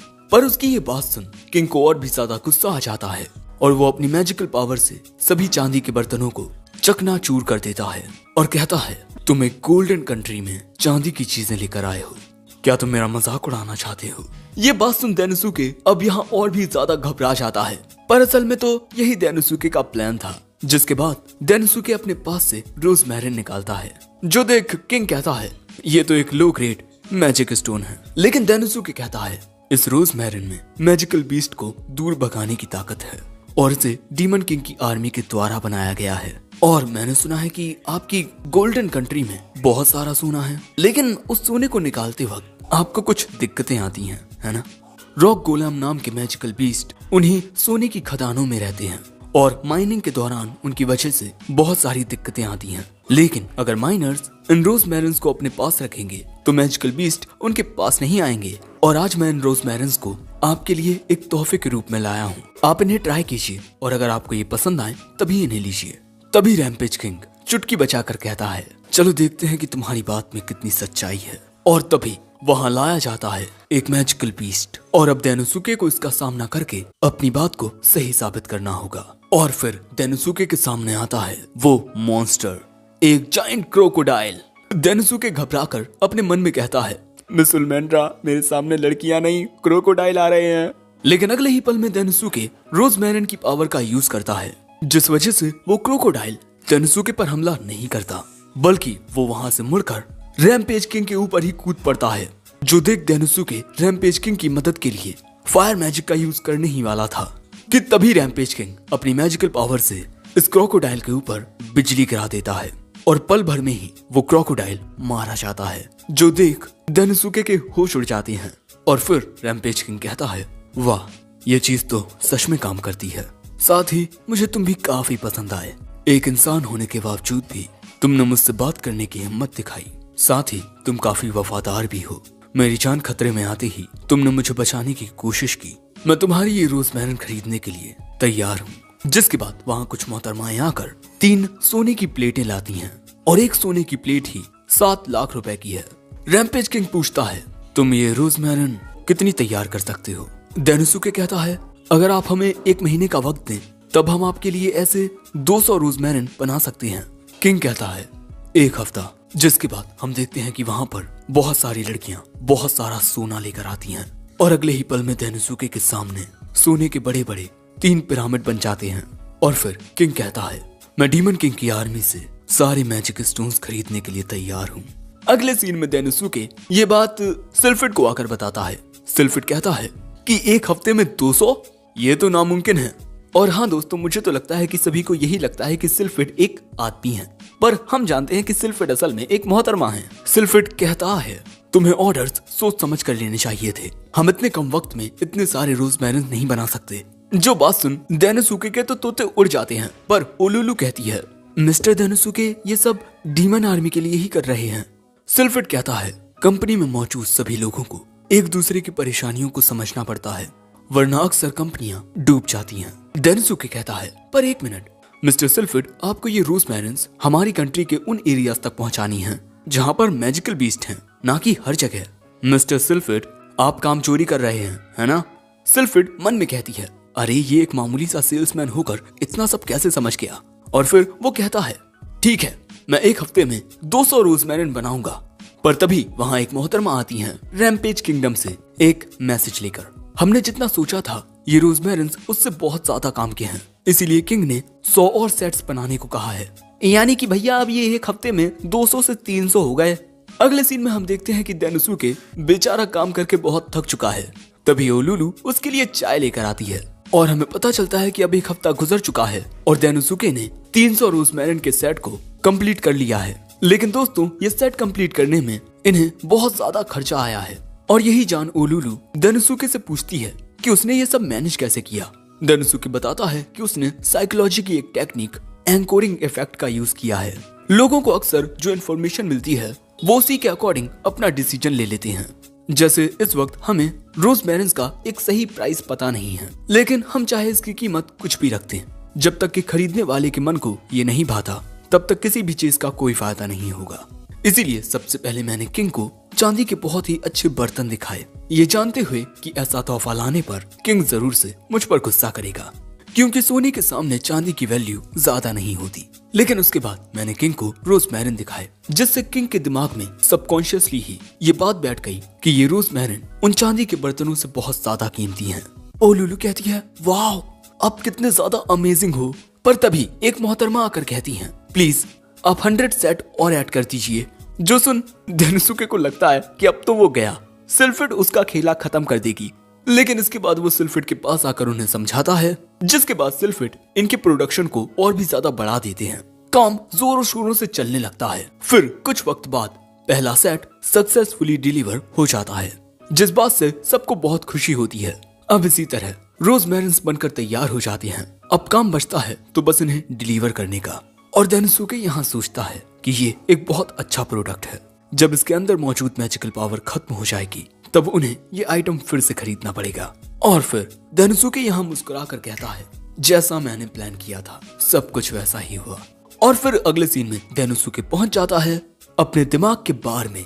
और यहाँ डेनोसुके बहुत खुश होता है, इसीलिए वो बारटेंडर से कहता है, आप भी मेरे साथ थोड़ी शराब पीजिए ना। लेकिन बारटेंडर कहता है कि वो काम के वक्त पीता नहीं। जो बात सुन डेनोसुके थोड़ा निराश होता है, क्योंकि बार में बारटेंडर और उसके अलावा कोई और नहीं होता, जिस वजह से बारटेंडर अब पीने के लिए एक बड़ी बोतल निकालता है और वो भी अब डेनोसुके के साथ शराब पीने लगता है। पर तभी प्रेजेंट में ओलुलु आकर बताती है कि ऑर्डर्स को कैंसिल कर दिया गया है। अगले सीन में डेनोसुके पूछता है कि क्या मतलब ऑर्डर कैंसिल कर दिए गए हैं। मोहतरमा कहती हैं, महाराज का कहना है कि वो इन आइटम्स को अब आपसे नहीं खरीदेंगे, क्योंकि हमारी ही कंट्री में एक मर्चेंट है और उसके पास बिल्कुल ऐसा ही प्रोडक्ट है, वो भी आधे दाम पर। जो सुन डेनोसुके सोचता है कि क्या, पर ये तो नामुमकिन है। जिसके बाद ओलुलु को इन बाकी के लोगों से माफी मांगनी पड़ती है, क्योंकि ये लोग जैसे न तैसे इन्हें देने के लिए मैजिक इंस्टॉन्स का इंतजाम कर रहे थे। दूसरी ओर हम मिस जीनोम की आर्मी को देखते हैं, जो अपने वेपन्स देख रहे थे, क्योंकि ये सब पुराने वेपन्स हैं। सो ये महाशय आकर बताते हैं कि फंड्स की कमी होने की वजह से न्यू वेपन्स नहीं आ पाए हैं। जो सुन ये कहते हैं कि क्या फंड्स की कमी, शायद से उस नए इलाइट जनरल ने कोई गड़बड़ कर दी है। पर तभी मिस जीनोम कहती हैं, ये दिक्कत किसी और वजह से है। लेकिन अब ये जो अफवाह है ये चारों ओर फैल चुकी है कि नए इलाइट जनरल की वजह से इन्हें एक बहुत बड़ा घाटा हुआ है। दूसरी ओर डेनोसुके को कुछ समझ नहीं आ रहा था कि ये सब क्या हो रहा है। आखिर रोजमेरिन के जैसा सिमिलर प्रोडक्ट बाजार में कैसे अवेलेबल हो सकता है। और अब डेनोसुके को ये सब लगने लगता है कि अपनी पिछली जिंदगी की तरह ही अब इस काम का दोष सभी लोग उसे देंगे। और अब इसी बात से परेशान होकर डेनोसुके डार्क किंग के पास आता है। डार्क किंग कहता है, ओ तो तुम्हारा कहना है कि ये सब तुम्हारी गलती है। डेनोसुके कहता है, हाँ, मुझसे ये समझने में भूल हो गई कि रैम्पेज किंग का मूड कितनी जल्दी बदल सकता है, और मैंने इस बारे में सोचा ही नहीं कि अगर ये नेगोशिएशन फेल हो गई तब क्या होगा। इसीलिए मैं इसकी पूरी जिम्मेदारी लेता हूँ। आप मुझे जो सजा देंगे मुझे मंजूर है। डार्क किंग कहता है, जो हुआ हम उसे नहीं बदल सकते। मैं मानता हूँ कि तुम यहाँ बहुत बुरे तरीके से फेल हुए हो, लेकिन अब जरूरी बात यह है कि फेल होने के बाद अब तुम क्या करोगे। गलती के बारे में सोचते हुए पछताओगे या उस गलती से सीखकर आगे बढ़ोगे। डार्क किंग की इन बातों से डेनोसुके को हिम्मत मिलती है। अब इसके बाद हम देखते हैं कि डेनोसुके आते वक्त कुछ सोच रहा था। तभी वहाँ मिस जीनोम आती हैं और कहती हैं, तुम तो बड़े अच्छे मूड में हो। डेनोसुके कहता है, जो कुछ हुआ उसके लिए आप मुझे माफ कर दीजिए। मिस जीनोम वहाँ से ये कहकर चली जाती हैं कि हाँ हाँ ठीक है। जिसके बाद डेनोसुके आता है सिल्फिड के पास, जहाँ पर मिस सिल्फिड बुक पढ़ रही थी। वो कहती हैं, काम में बिजी होने की वजह से मुझे काफी वक्त से एक अच्छी बुक पढ़ने का मौका नहीं मिला, इसीलिए अभी मुझे पढ़ना है। चलो तुम जाओ यहाँ से। अब वहाँ से आते वक्त डेनोसुके सोच रहा था कि अब उसे किसके पास जाना चाहिए, पर अगले ही पल में कोई उसे एक कपड़े में कैद कर देता है। I mean, उसके ऊपर इस तरह से कपड़ा डाल देता है और उसे उठाकर ले जाने लगता है। डेनोसुके को लगता है कि क्योंकि उसका प्लान फेल हो गया इसीलिए कोई उससे बदला ले रहा है। लेकिन इसके बाद एक जगह पर डेनोसुके उस थैले में से बाहर निकलता है और बाहर निकलकर उस शख्स से माफी मांगता है जिसने उसे इस बोरे में कैद किया था। लेकिन तभी वो देखता है कि उसके सामने मांस पक रहा है और उसे वहाँ पर इस तरह लेकर आई हैं मिस उलमेंड्रा। वो कहती हैं, चलो खाने का वक्त हो गया है, आओ खाना खाते हैं। डेनोसुके वहीं बैठ जाता है और मिस उलमेंड्रा कहती हैं, मैं तुम्हारे ही सिखाए तरीके से ये खाना बना रही हूँ। वो कहता है, मिस उलमेंड्रा क्या आप मुझे चीयर अप करने की कोशिश कर रही हैं? वो शर्मा कर कहती है, तुम्हारे मुझ पर काफी एहसान है। वैसे अगर मैं तुम्हारे थोड़ा करीब बैठूं तब तुम बुरा तो नहीं मानोगे? वो कहता है, नहीं। जिसके बाद मिस उलमेंड्रा डेनोसुके के पास आकर बैठ जाती हैं। पर तभी वहाँ ओलुलु आ जाती है और वो यहाँ फल लेकर आई है। लेकिन यहाँ सिचुएशन को देख वो समझ जाती है कि वो गलत टाइम पर आई है और इसके बाद ये यहाँ खाना शुरू कर देते हैं। खाना खाने के बाद मिस उलमेंड्रा और ओलुलु यहीं सो जाते हैं। दानुसुके उनके पास आकर उन्हें एक कंबल उड़ा देता है और फिर इन सबको शुक्रिया कहता है जिन्होंने उसकी इस गलती को नजरअंदाज करके उसे चीयर अप किया। वो कहता है, सच में मैं बहुत खुश नसीब हूँ जो मुझे इतने अच्छे साथी मिले। साथ ही वो डीमन लॉर्ड को याद करके कहता है, मैं आपकी उम्मीदों पर खरा उतरूंगा डार्क किंग। जिसके बाद दानुसुके सीरियस हो जाता है। दूसरी ओर गोल्डन कंट्री में हम रैम्पेज किंग को देखते हैं जो उस शख्स के पास बैठे हुए थे जो उन्हें ये रोज बैरन्स कम दाम पर बेच रहा है। और दोस्तों, ये बूटेकेलियन होता है, वही सुअर जो पहले उन अंकल आंटी को परेशान कर रहा था। किंग पूछता है, तुमने इन रोज बैरन्स का इंतजाम कहाँ से किया? ये कहता है, किंग ये तो एक टॉप सीक्रेट है। और यहीं ये एपिसोड एंड होता है। अब एपिसोड 7 की शुरुआत में हम देखते हैं कि दानुसुके इस बारे में सोच रहा था कि मार्केट में इसी के जैसा सिमिलर प्रोडक्ट आखिर कहां से आ सकता है। अगर कोई टैलेंटेड इंजीनियर भी इस आइटम को कॉपी करने की कोशिश करता तब भी वो इतने कम वक्त में इसे बना नहीं पाता। जिसके बाद दानुसुके अपने दिमाग के बार में इन सवालों के जवाब के लिए आता है और यहाँ वो अपने खाने का ऑर्डर देता है। तभी वहाँ एक गिटार लेकर मिस्टर सिल्फ्रेड आ जाते हैं और वो वहीं बैठकर गिटार बजाने लगते हैं और गिटार से निकलने वाली धुन इतनी प्यारी होती है कि वो दानुसुके का दिल ही चुरा लेती है। और अब प्रेजेंट में दानुसुके को समझ आता है कि किसी ने इन्हें चुराया है। शायद से ऐसा हो सकता है कि जिस गांव में ये लोग मैजिकल बीस्ट को भगाने के लिए रोज मैरन्स पहुंचा रहे हैं, वो गांव वाले उन रोज मैरन्स को किसी को बेच रहे हैं। तभी उल्मेंड्रा आकर बताती है कि जो रोज मैरन्स दानुसुके ने मैजिकल बीस्ट को भगाने के लिए पहुंचाए थे वो काम नहीं कर रहे हैं। दानुसुके को समझ नहीं आता कि ये सब क्या हो रहा है। जिसके बाद ये दोनों एक गांव में आते हैं और यहाँ पर मैजिकल बीस्ट ने काफी नुकसान पहुंचाया है। ये और कहते हैं, इन मैजिकल डिवाइसेस को हमारे गांव में आपने ही लगाया था ना मिस्टर दानुसुके, तो ये काम क्यों नहीं कर रहे? जिसके बाद उल्मेंड्रा बताती है कि मैजिकल डिवाइसेस के काम ना करने की कंप्लेंट सिर्फ इस गांव से नहीं बल्कि बहुत सारे गांव से आ रही हैं। लेकिन इसके बाद दानुसुके देखता है कि जहां पर उसने रोजमेरन को लगाया था वो वहां है ही नहीं। जिसके बाद वो दूसरी जगहों पर आकर उन डिवाइसेस की लोकेशंस को चेक करता है, लेकिन कहीं पर भी कोई भी मैजिकल डिवाइस नहीं होता। अब यही सब देखकर अपने ऑफिस में दानुसुके यही सोचने लगता है कि ये सारे रोज बैरन्स गए कहाँ। उल्मेंड्रा कहती है, अब हमें क्या करना चाहिए? दानुसुके कहता है, अगर गांव का ही कोई शख्स इन्हें बेच रहा होता तब वो कम से कम अपने पास थोड़े रोज बैरन तो रखता ही मैजिकल बीस्ट से बचने के लिए। जिसके बाद दानुसुके कहता है कि मिस उल्मेंड्रा, आप मुझे बताइए कि कब से किस गांव से कंप्लेंट्स आ रही हैं। जिसके बाद हम देखते हैं कि रात के ही वक्त दानुसुके उल्मेंड्रा के साथ कहीं जा रहा है और ये लोग जा रहे हैं उस गांव की ओर जहां से कोई कंप्लेंट नहीं आ रही है। पर तभी दानुसुके कहता है, हमें यहीं छुप जाना चाहिए। जिसके बाद उल्मेंड्रा दानुसुके की बात मानकर वहीं छिप जाती है। दानुसुके कहता है, अब यहीं मेरे पास बैठकर बिल्कुल भी शोर मत करना। उल्मेंड्रा को लगता है कि अब वो जवानी की दुनिया में अपने कदम रखने वाली है। पर तभी ये लोग कुछ नोटिस करते हैं। इनके सामने की जगह पर दो शख्स आकर यहाँ से रोज बैरन चुरा रहे थे। पर तभी इनके सामने उल्मेंड्रा और दानुसुके आ जाते हैं। दानुसुके कहता है, मुझे लग ही रहा था चोर यहाँ चोरी करने जरूर आएगा, तो मुझे बताओ कि ये काम किसके कहने पर हो रहा है। पर तभी उनमें से एक शख्स दानुसुके के ऊपर हमला कर देता है। उल्मेंड्रा उसमें लात मारकर उसे वहीं पटक देती है। सो अब वो दूसरा शख्स उल्मेंड्रा से लड़ने के लिए आता है। उल्मेंड्रा उसके हमले से बच उसे भी मुक्का मारकर वहीं गिरा देती है। लेकिन अगले ही पल में वहां पर जितने भी चोर आए थे वो वहां से भागने लगते हैं और जब उल्मेंड्रा उनके पीछे जाने की कोशिश करती है तब दानुसुके उसे रोक देता है। ये कहकर कि प्लान कामयाब रहा। दूसरी ओर हम देखते हैं कि बूटेकेलियन रैम्पेज किंग के सामने उतने रोजमेरन रख देता है जितने उन्हें चाहिए थे। रैम्पेज किंग कहता है, मैं देखकर हैरान हूँ कि तुम कितनी आसानी से इतने अच्छे प्रोडक्ट का इतना ज्यादा प्रोडक्शन कर पा रहे हो, वो भी इतने कम दाम पर।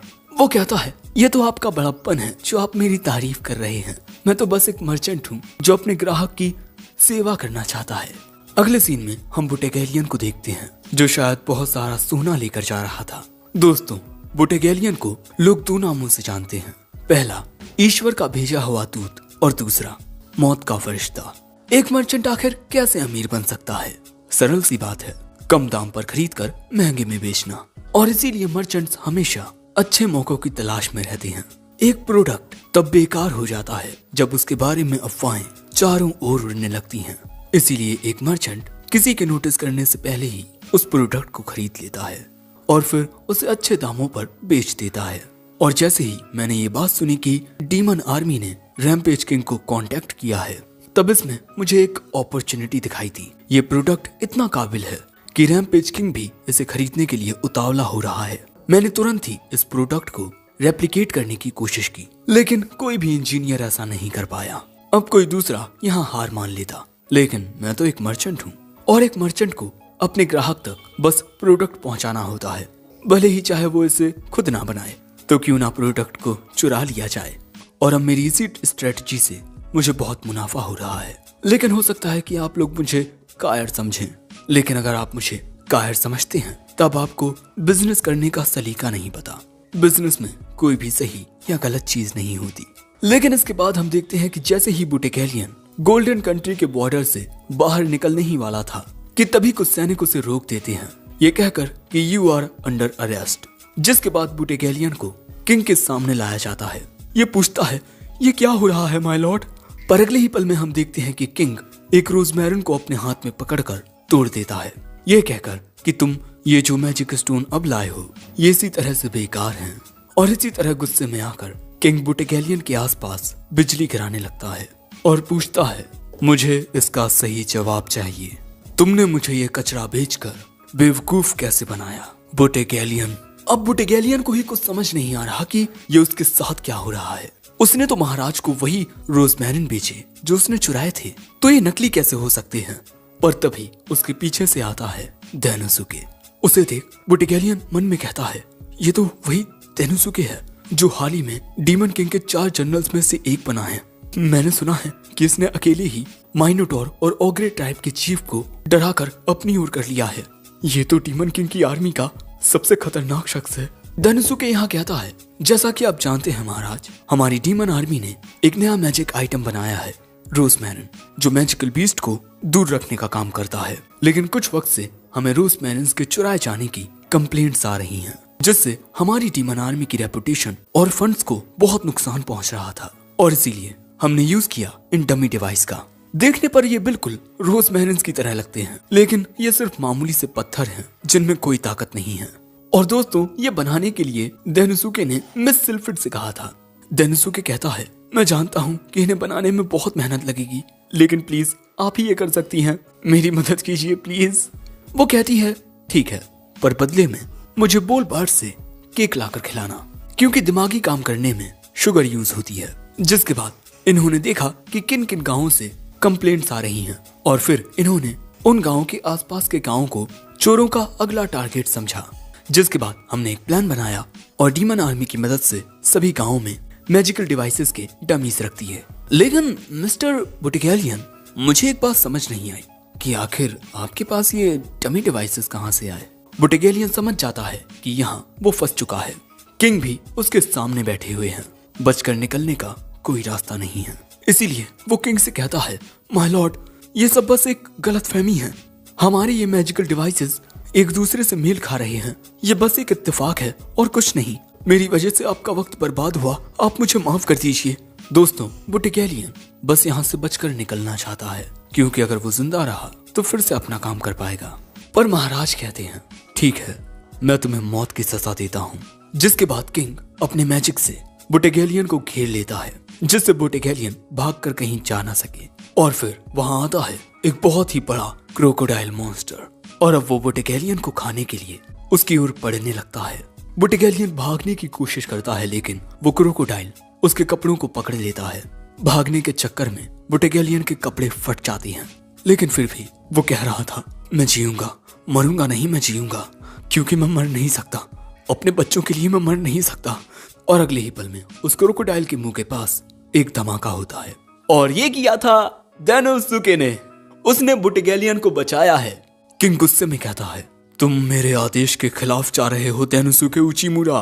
तुम्हारे ही कहने पर मैंने तुम्हारे साथ ये नाटक रचा ताकि बुटेकेलियन की सच्चाई सामने आ सके। फिर मैंने इसे जब मौत की सजा दी, तब तुम मेरे न्याय के बीच में क्यों आ रहे हो? क्या तुम ये नहीं जानते मेरे आदेश का उल्लंघन करने से तुम्हें क्या सजा मिल सकती है? देनोसुके कहता है, मैंने बस उस क्रोकोडाइल को रोका है, ना कि आपको महाराज।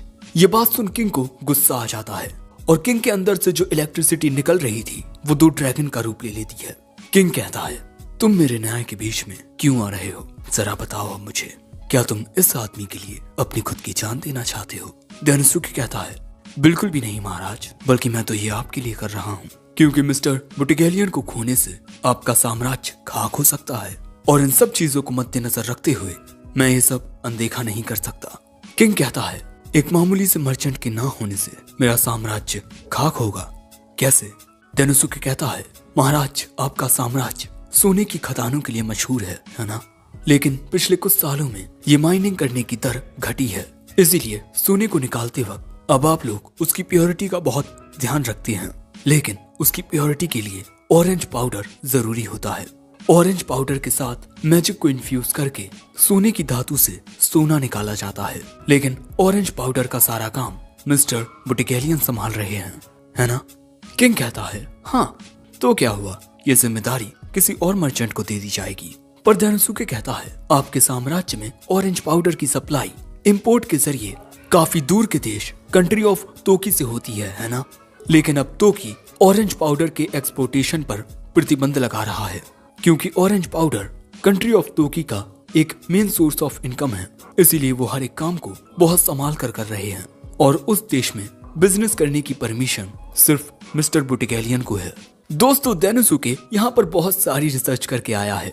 आगे डेनोसुके बताता है कि मिस्टर बुटिगेलियन साम्राज्य के उन देशों तक खाने की सप्लाई पहुंचाते हैं जो युद्ध के दौरान तहस महस हो जाती हैं, और ऐसी सिचुएशंस पर भी मिस्टर बुटिगेलियन ट्रेड करना नहीं चूकते, इसीलिए तो लोग उन्हें द मर्चेंट ऑफ डेथ कहते हैं। लेकिन इसके अलावा वो जरूरत पड़ने पर काफी सारे देशों की मदद भी करते हैं, और तोकी उन्हीं में से एक है। इसीलिए माय लॉर्ड, अगर आपने मिस्टर बुटिगेलियन को मार दिया तो इससे आपको बहुत बड़ा नुकसान होगा। ये बात सुन किंग शांत होता है और कहता है, आखिर तुम इसे बचा क्यों रहे हो? क्योंकि मेरे साम्राज्य के हालात और बुटिगेलियन की जिंदगी दोनों का ही तुमसे कोई लेना देना नहीं है। बुटिगेलियन मन में कहता है, the rampage kingdom demon army का राइवल है, यानी उनकी नजरों में तो मैं बस एक अर्चन हूँ, तब फिर भी ये आदमी मुझे क्यों बचा रहा है? पर भैया, यहाँ पर डेनोसुके को रैम्पेज किंग की बात ही समझ नहीं आती। वो कहता है, अगर किसी को आपकी मदद की जरूरत है और आप उसकी मदद कर सकते हैं तो आप उसकी मदद करोगे ही ना, क्योंकि फायदा नुकसान जिंदगी इससे बढ़कर है। लेकिन क्या सिर्फ मैं ही ऐसा सोचता हूँ? आपको ऐसा नहीं लगता? लेकिन ये बात सुन रैम्पेज किंग जोर जोर से हंसने लगता है और कहता है, वाह क्या बात कही तुमने, जिंदगी फायदे और नुकसान से बढ़कर है। मजा आ गया ये सुनकर। जिसके बाद अब वहां से जाते हुए किंग कहता है, मुझे नींद आ रही है, मैं जा रहा हूँ सोने। डेनोसुके कहता है, आप बस ऐसे ही जा रहे हैं? जिसके बाद इन दोनों को ही उस हॉल से बाहर निकाल दिया जाता है। डेनोसुके कहता है, अच्छी बात है कि हम दोनों ही सुरक्षित हैं, है ना? मन में कहता है, इस आदमी की बातें सुन रैम्पेज किंग का गुस्सा हंसी में बदल गया, पर इसने मेरी मदद क्यों की? पर अगले ही पल में डेनोसुके कहता है, मिस्टर बुटिगेलियन, मैं वहाँ बहुत ज्यादा डर गया था, मैं अभी भी कांप रहा हूँ, क्या आप मुझे सहारा दे सकते हैं? जिसके बाद हम देखते हैं कि बुटिगेलियन डेनोसुके को वहां से लेकर जाने लगता है। तभी वहां ओलुलु आ जाती है, लेकिन ओलुलु के पीछे ये लोग डेनोसुके की ओर बढ़ रहे थे। पर फिर हमें पता चलता है कि ये असल में कुछ लड़कियां होती हैं जो बुटिगेलियन की बेटियां हैं। भाई, इसकी जो बेटियां हैं ये मॉन्स्टर के जैसा, और ये इतनी प्यारी। दोस्तों, बुटिगेलियन की बेटियों को ओलुलु डेनोसुके के कहने पर यहाँ लाई है। दोस्तों, डेनोसुके ने बुटिगेलियन के बारे में रिसर्च की और उसके बारे में सब कुछ पता लगाया कि जब एक बार बुटिगेलियन तहस महस हुई जगह पर बिजनेस करने के लिए गया तो वहाँ मौजूद अनाथ बच्चों को उसने अपने पास रखा और उनका पालन पोषण करने लगा। और ये सब जानने के बाद डेनोसुके बुटिगेलियन को मरने नहीं दे सकता था।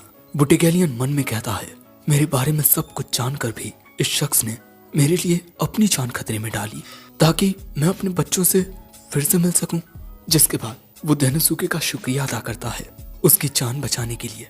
और फिर शाम के वक्त हम देखते हैं कि डेनोसुके रोजमेरिन्स की सेल्स की जिम्मेदारी बुटिगेलियन को दे देता है। बुटिगेलियन कहता है, मैंने आपको बेवकूफ बनाया और आप मुझे इतनी बड़ी जिम्मेदारी दे रहे हैं। डेनोसुके कहता है, डीमन आर्मी में मेरी पोजीशन की वजह से मैं चारों ओर जाकर इनकी सेल्स नहीं कर सकता, इसीलिए ये सब करने के लिए मुझे एक होनहार मर्चेंट की जरूरत है। जो सुन बुटिगेलियन कहता है, शायद अब मुझे भी अपने बिजनेस करने का तरीका बदलना होगा। मैं कसम खाता हूँ कि मैं तुम्हारी उम्मीदों पर खरा उतरूंगा। जिसके बाद ये दोनों एक दूसरे के साथ हाथ मिलाते हैं।